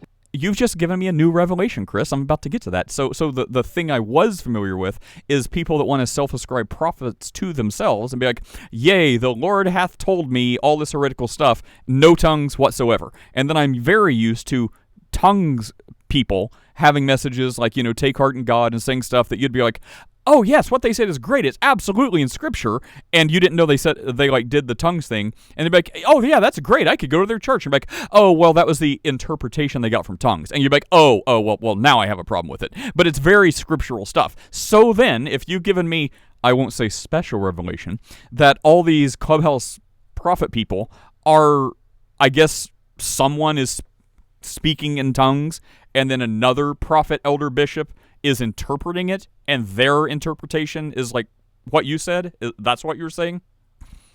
Yeah, that's literally all they do all day, every. You should just go into those rooms. I mean, that's what they do all day, every day, 24/7 the last 5 years.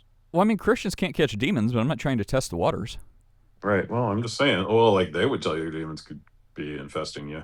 They'd probably they'd probably have a crack at you for like $5.99 or whatever. Oh, I know. Yeah, I mean, but that's what I'm saying though, is like, look, you have a very mild charismatic experience, and that's good, right? Because like you would not believe all the fake nonsense, right? So you're not going to go to Bethel Church, Nate, And when they drop feathers from the air conditioning vents, you're not It's going from to angel be wings. convinced that angel wings have just dropped feathers onto the congregation. Like Did they you're going to be really do like, that? they totally did that. You can look it up. Look it up, and they also did gold dust I remember in the the air gold dust thing. conditioning vents. Yeah, And they put like jewels under, like cosmetic jewelry jewels, like under seats and stuff like that. yeah. Was Yeah. that Bethel? I mean, I don't know about that one, but like, I mean, I'm They sure got a they've good done deal stuff. on the feathers from Chick-fil-A, though. Yeah, exactly. So If it's Bethel just, sponsors Chick-fil-A, the deal was sealed. We'll know it. yeah, exactly. But like, you're not gullible enough to believe the excesses of the charismatic Thank you. movement. Okay, Only gullible enough to for the however, beginnings. we have friends who are gullible enough to believe that stuff and think that it's actually from God, and it's just ridiculous. And you would say privately that it's ridiculous, but you're compassionate enough where you're going to be like, well, you're not going to call him out on it, which I But agree with, because I don't call him out on it either. But like, you know, well, it depends. If they're there's doing like heretical stuff, like God told me the through my tarot heavenly cards. angelical language that you go soak on the grave of the dead, I'm like, whoa, what? No, God didn't tell you that. Right. Yeah. No. But like, but that's what I'm saying though, is that you have a very mild charismatic experience, and the things that people are coming and telling you a lot of times that, oh, like such and such did such and such, and you're like, dude, that no one does that. And I'm like, bro, there's a huge amount of people who do crap like that. Like, and it's more than the people that you are familiar with in a very staid, like Assemblies of God, church. So like, I mean, dude, let's put it this way. Bethel used to be Assemblies of God, and Malak will tell this whole story because he's very familiar with it because he's in California. But like they were Assemblies of God. They got kicked out of Assemblies of God because they were too extreme for AG. I do remember that. Right. So like, I mean, yes, you have a charismatic background, but I don't think that you have the type of like third wave charismatic background that a lot, and I would dare say most charismatics have. Well, I think most, when we say most, I mean, I think we did the numbers, right? Like we did the numbers, and it's like on paper, like I think some of the biggest numbers are like in Pentecostalism is Assemblies of God, and then like Church of God's kind of the same thing. But I mean, it was like that on paper. But then I think a lot of the clubhouse people, a lot of these people probably don't go to church anyway. So, and it's also like in the rest of the world, a lot of them are international. So am I right in this? At least the clubhouse people that are falling into this category, they probably never heard of Assemblies of God. They probably are saying there's some sort of non-denominational, hyper-charismatic people. So is that kind of what we're saying? Like none of them are going to be like, I'm a faithful Church of a God attendant. They're probably not really churchgoers. They just do stuff like this on the internet and are like hyper-charismania, non-denominational. Would that be a fair assessment? Probably, but like also, I mean, like, I think what you're gonna find if we really dug deep, and I don't care to do this, but if we really did dig deep, I think what you would find is there would be AG congregations that would be nearly reformed, right? Like, I think there's going to be a gamut. I think there's going to be AG, like, there's an AG church down the street from us that, like, some lady stood up in the middle of the service and started prophesying, and the pastor shouted her down and was like, "That's not of God. Sit down or get out." Like, in the middle of the service. Happened. That has happened several times. I remember. And like one guy, he was like, you've actually seen that personally? Yes. Oh, snap. And like there's this one guy, I won't say his name. I may tell you later his name. I remember that. I was like very, very young before I was a teenager, and I remember his name because it is hilarious. I will never. I'm not gonna say it here if you ask. Never forget that guy's name, right? Yeah. I'll tell you. But this guy, he liked to give these messages in tongues like every single week. I don't know. I mean, he was there. His friends with my grandparents. Like he was a long-standing member of the church. I don't think anyone could ascribe ill intent to it. I think they believed he was sincere. Like he believed he was sincere. He wasn't trying to do it for malicious things. He was like a poor farmer in rural Oklahoma. Like not a lot to gain from it. He was just trying to do what was right. Anyway, he would go on and on and on, and finally the preacher would be like, "All right, praise the Lord, brother," and he'd keep going. and he was like me. Like when I try to shut you crazy people down, I'm like, okay, so, and you're like, well, I'm like, okay. And then I just sit here and bury my head in my hands. He did that a few times, like, okay, brother, and said his name. He's like, gotta sit down. And then he went with the Bible. He's like, look, let there be an order, no more than 2 or 3 messages, da da da da. So he, like, quoted the Bible, whether you think it's proper or improper understanding of context. He went out with those scriptures, so he gave some scriptural stuff, and took control back of the church service. He's like, brother, gotta sit down. And I think there have been other times where people in the middle of service would just stand up and be like, I have a word from the Lord. And I'm trying to recall, this is a long time ago, I think there were sometimes it was well received, and from my posture, seems like maybe it was appropriate, for whatever the whatever was happening. And then other times it was met very quickly with like a rebuke, like a very spiritual, like maybe some holy language added to it, like, sit down, this is not appropriate, we will not have this. And Chris, oh boy, I do not remember what church this could have been in, but there is one, maybe more than one, there's one, this is what I will leave you with.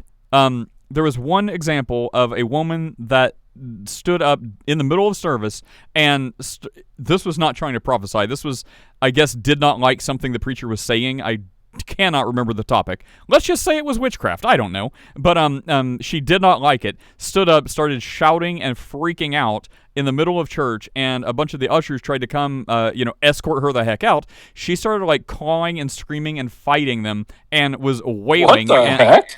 Oh yeah, wailing and like going like cat scratch fever on him, and a lot of the ladies come over and started praying, and I don't know where if anyone imprisonment or something. Somebody try to cast a demon out of her at least? Gee whiz. I'm not going to say, because I was a child, and this is the recesses of my mind, but now that I'm thinking about it, I don't want to say she was held down, but let's just say she ended up being surrounded by the ladies of the church, and there may or may not, I don't remember, have been some anointing oil, and there was lots of prayers and screams like witches at a coven sacrificing a baby, and like absolute wails.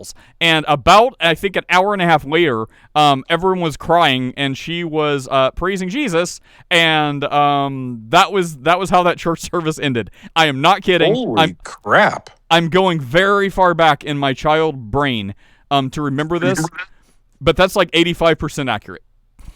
Jeez, and I think I was like into it for like 10 minutes, and by the end of it, while I just got used to the wails and screams and curses against God, and by the time she came around praising Jesus, my parents are like, all right, it's time to go, and I was like under the pews playing with like my Tonka truck. They let me bring little cars to church, so I was like under there, rolling my cars around while I guess demons are being exorcised behind the woman or something. Anyway. Whoa, dude. Yeah, so like, okay, so that's some pretty extreme stuff, but like, yeah, I mean, like, I guess what I'm saying, though, is that, I mean, you have, and no one's going to deny your charismatic experience, but like, I think that there are a lot of other folks out there that have far more extreme kind of snakebite preacher type. Well, remember that cat, Adam? Let's just say yes. I don't want to go too far. Yeah, he was a super sweet dude, right? Like the guy kind of had a twangy accent. Yeah. He was very down homey, real nice, really sweet guy. I really like Adam, but like, he literally was in a association. He wasn't part of a snakebite church, but where he went to youth group, there were snakebite churches in the youth group association that he would go to camps and stuff with, like actual like snakebite preacher, like snakebite churches.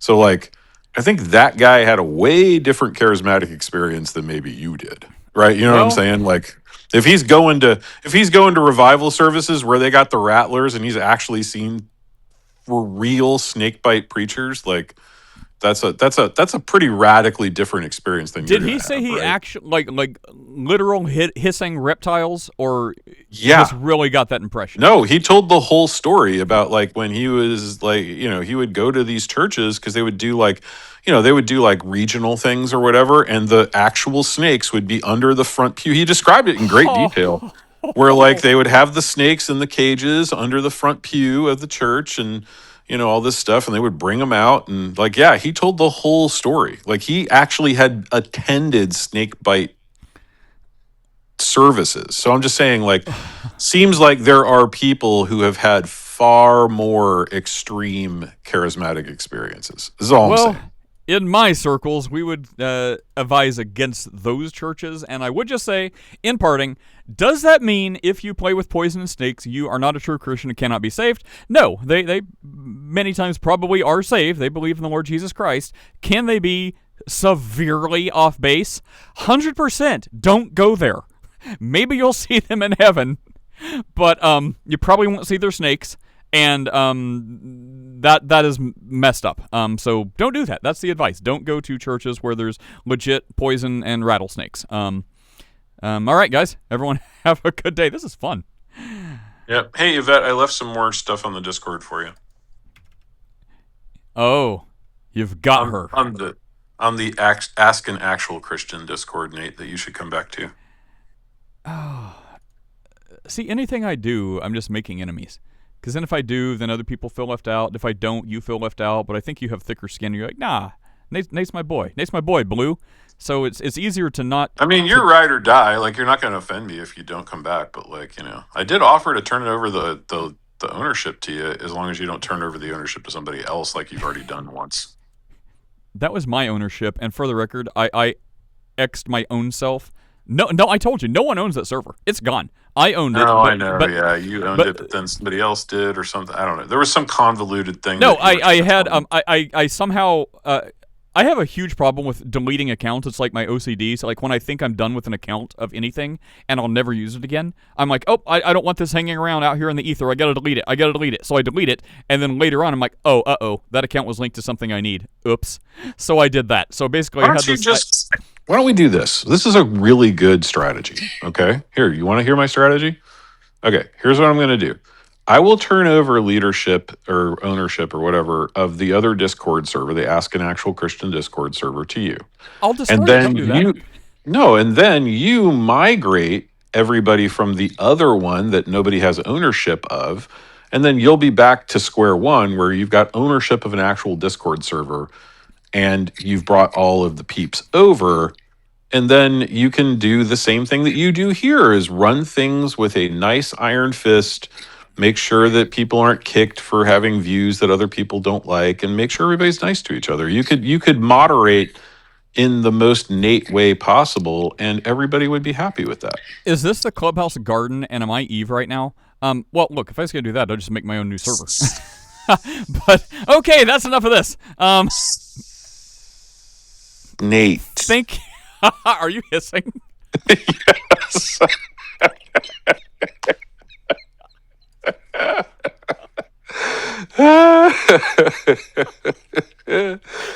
Did Steph really say? Dude, I don't know what to do with you people. Like, you guys cannot coexist, and I'm the one being punished for it. So okay, great. everyone. Have a good day. Repeal the 19th.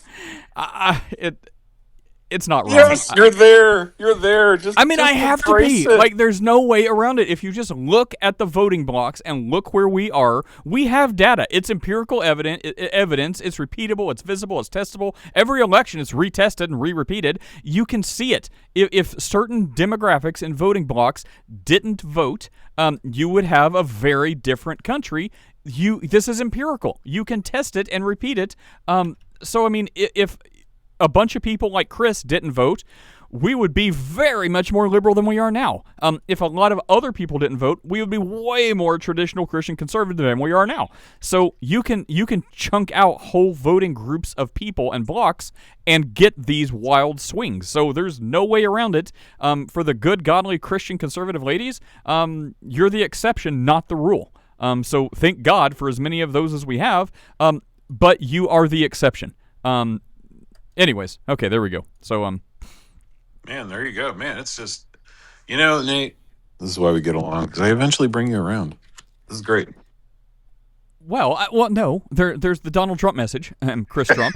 There's live at peace with all people as much as depends on you, and there's the truth, And then there's, you're not going to lie, you're not going to deceive, because deception is lying, essentially. But there's then saying things with flowery words, or just not talking about entire topics at all, unless it's relevant. So be like, hey, tell me about speaking in tongues. Repeal the 19th. Where did that come from? So an ecstatic outburst. Wait, is there a difference between lying and deception? Or are they just synonyms for the same thing? Like, is there an actual distinction I'm unaware of? Well, yes. I mean, so spiritually, practically, I mean, the distinction is lying. You're willfully, cognitively, just straight up lying to people. You're telling someone that is not true and trying to get them something to that you already know is untrue. You're telling that. Well, deception, you still know it's untrue. So basically, you're just like, I'm like, Chris, I am a woman, Chris. No one clip that. Chris, I'm a woman. I want you to believe me. I'm telling you, I'm a woman. Why that was the first thing that came to my mind? Self-deception. So, like, self-deception. Well, okay, hang on. Okay, so deception is like, deception is more wily. It's like silver tongue, like worm tongue from Lord of the Rings. It's like you want someone to come around to your false belief, but you're not just telling them a straight up lie. You're doing it through trickery, like tricking them. Like, Chris, look, I know someone, like, don't you think it's possible? Like the devil and the Eva. Like, did God really say this instead of like, hey, Eve, listen up. Hiss. Listen up. If you eat that fruit, you won't die. That's a lie. But you're not trying to be wily. You're like, straight up, I'm lying. But versus, well, did God really say this? Like, don't you think, like, you won't surely die? It's more like around the bend. So Eve's like, oh, well, you're not just, like level with me, bro. Is it a lie or not? Is this true? It's like, well, don't you think it could be true? Doesn't it sound like this? So it's more wily, like leading them through trickery and smoke and mirrors to the lie, rather than just like straight up lying. Like, no, I did not cheat on my wife with that person. That would be a lie. Like, or like every woman's favorite line when they're caught. Ladies, you're not immune. What? Do you really think I could cheat on you? 100%. Why would you think that? Because you just said that. Like, do you, like, no, I didn't cheat. If you cheated, that would be a lie. Like, do you really think I could cheat on you? Do you really think I could do that to my family and my children? If you did it, then that's deception. So that's you're drawing some nuance between. Yeah, there is a nuance, but essentially, spiritually, there's no difference. The lying is like it's like it qualifies them as spiritually synonymous. They're the same. If you're going to deceive, that's spiritually the same thing is akin to lying. Versus, so then, like, what is the word for, like, somebody who thinks something is true, but whatever they think is true is false, and they're telling you this thing? Self-deception, like Romans 1, like where people are like, an atheist is like, Chris, are you telling me you have access to my private mental state and I'm lying to you? And a lot of Christians will just, God bless them, ignorantly think that's the only option. Like, if God is true and the Bible is true, the only avenue is they are lying. So, yes, you are a liar. Romans 1 is true. You know there's a God. Versus a slightly different option. I believe maybe not all of them. I think some of them betray themselves with their speech. Like, it's like, bro, you're so angry at God, I really think you believe in God and hate him. But for the people we would think are the more honest atheists, they would be like, no, man, I don't really have a beef with Christians. I just am not convinced God exists. I believe they believe that. I also believe they are self-deceived. They really say they believe that. I think the cure is to pray to God. How can I pray what I don't believe in? Problem 1. So I think if they, like, uncovered some soot on their soul, they would be like, wow, I guess I really did believe in God this whole time. It was so covered up by all this other junk, I didn't believe it. That. Self-deception. Kind of like Andrew down there. Self-deceived. I don't, Andrew, I honestly don't know anything about you. You know Andrew R. Are you kidding? Hold on. I know Andrew R. Is he raising? I really got to get out of here. Before you speak, Andrew, what I know is you're a Christian. I think you're a Universalist. I don't think you're a Unitarian. and you host a lot of atheist rooms. Like, I know you have a lot of Christian points. I honestly don't know if you're like a denomination or non-denominational, or I don't even know if you're Trinitarian. So that's why I say, Chris, I know who Andrew is. I've talked to him plenty, but I don't really know like his actual view. If you want to tell us now, I was just really just making fun of him a little bit, but yeah. But yeah, that's self-deception. So like trans people, a lot of trans people will be like, no, I really feel this way, and I know I'm this way, and I know I'm this way. Then they get the surgery, they're like, oh crap, I was deceived, I was tricked, I was lied to. Like, I have been so blind. Or like every avowed atheist and non-Christian on Judgment Day. Like, I was so deceived. I knew this all along. God help me. Ah! Did you see the news just from, I think it was yesterday, where the detransitioner posted a video or a recording from him at his gender clinic, and he had detransitioned back to a man, and they're like, well, good thing he didn't get that bottom surgery. And he was like, wait, what? Like, you guys just said that? Like, wait, what? Andrew, real quick, since Chris invoked you, do you want to say anything and maybe give me a quick layout of your religious beliefs so I don't misjudge you? I'm orthodox on all my views, except I'm a universalist. And I mean, insofar as, you know, I'm not going to deviate from some of the primary doctrine of historical Christianity. And that's pretty much good enough. I mean, I'm a continuationist, not a cessationist. I believe in complementarianism, Trinitarianism.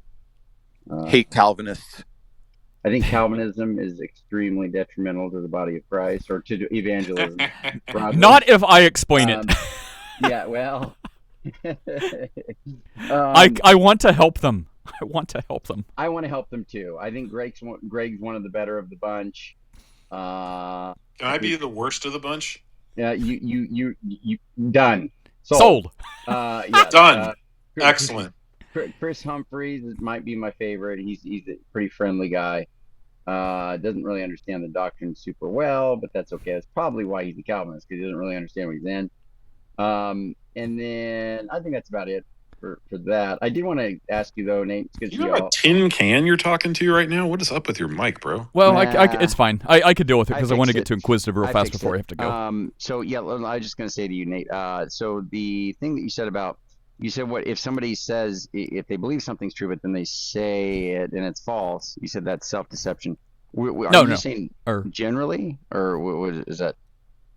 I think you said something that was not quite the way I said it. Like, basically, if you believe a lie. So, like, I mean, the Christian argument is the easiest, right? So, like, assuming Romans 1 is absolute truth, right? That everyone absolutely knows God exists, and that you have atheists. So, like, for this scenario, we're just saying God is absolutely true in a way that every atheist is like, you're right, God's true. So that it's non-negotiable for the scenario to run through it. So God is true, therefore everyone knows it. So if you find atheists that you believe are honest and they're not trying to lie to you, they're not in their own heart of hearts being like, I know God is real, but I'm going to tell everyone I don't believe it. They're not doing that. They're like, no, I'm telling you, as honest as I am, I don't believe God exists. I don't have evidence to believe there's a God. I don't believe there's a God, therefore I'm an atheist.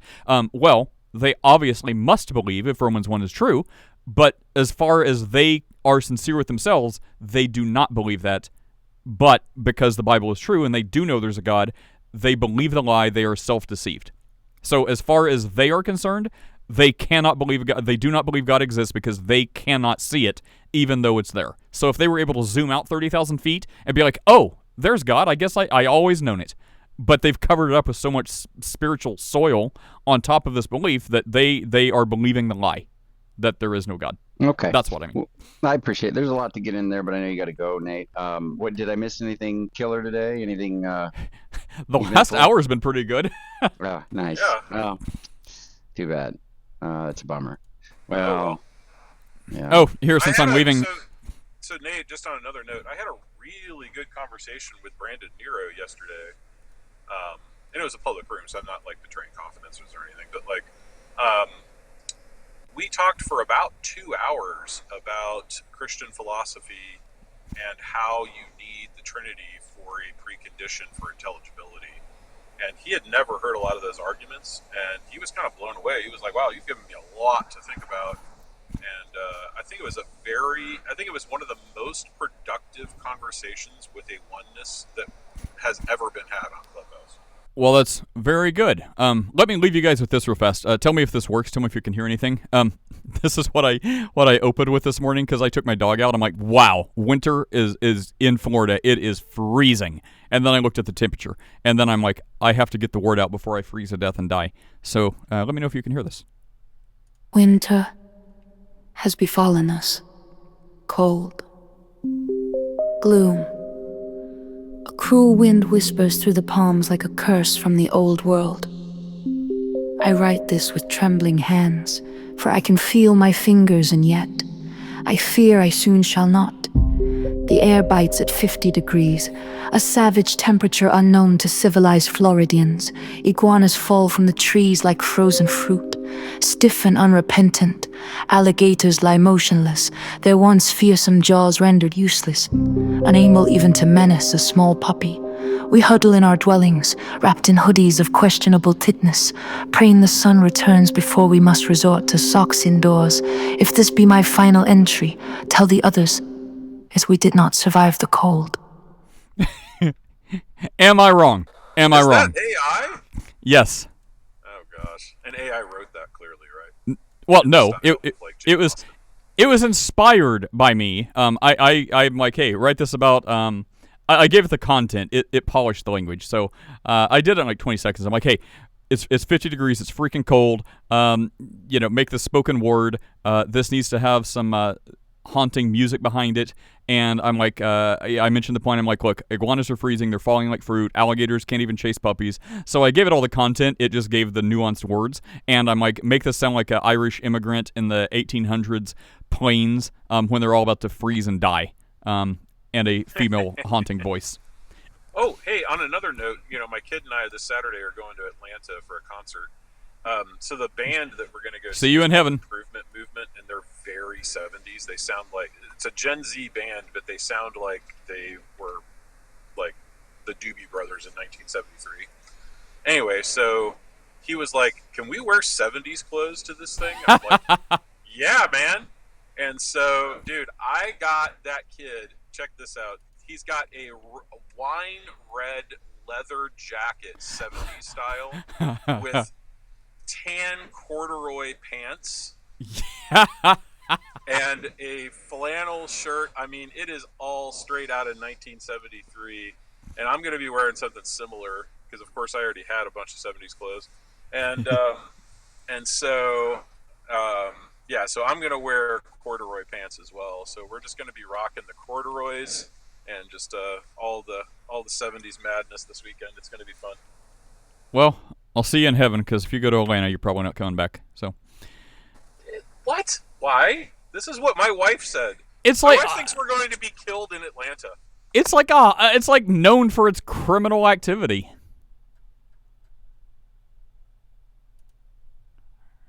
All right, well, take some snakes with you. All right, guys, see you later. Have a good day.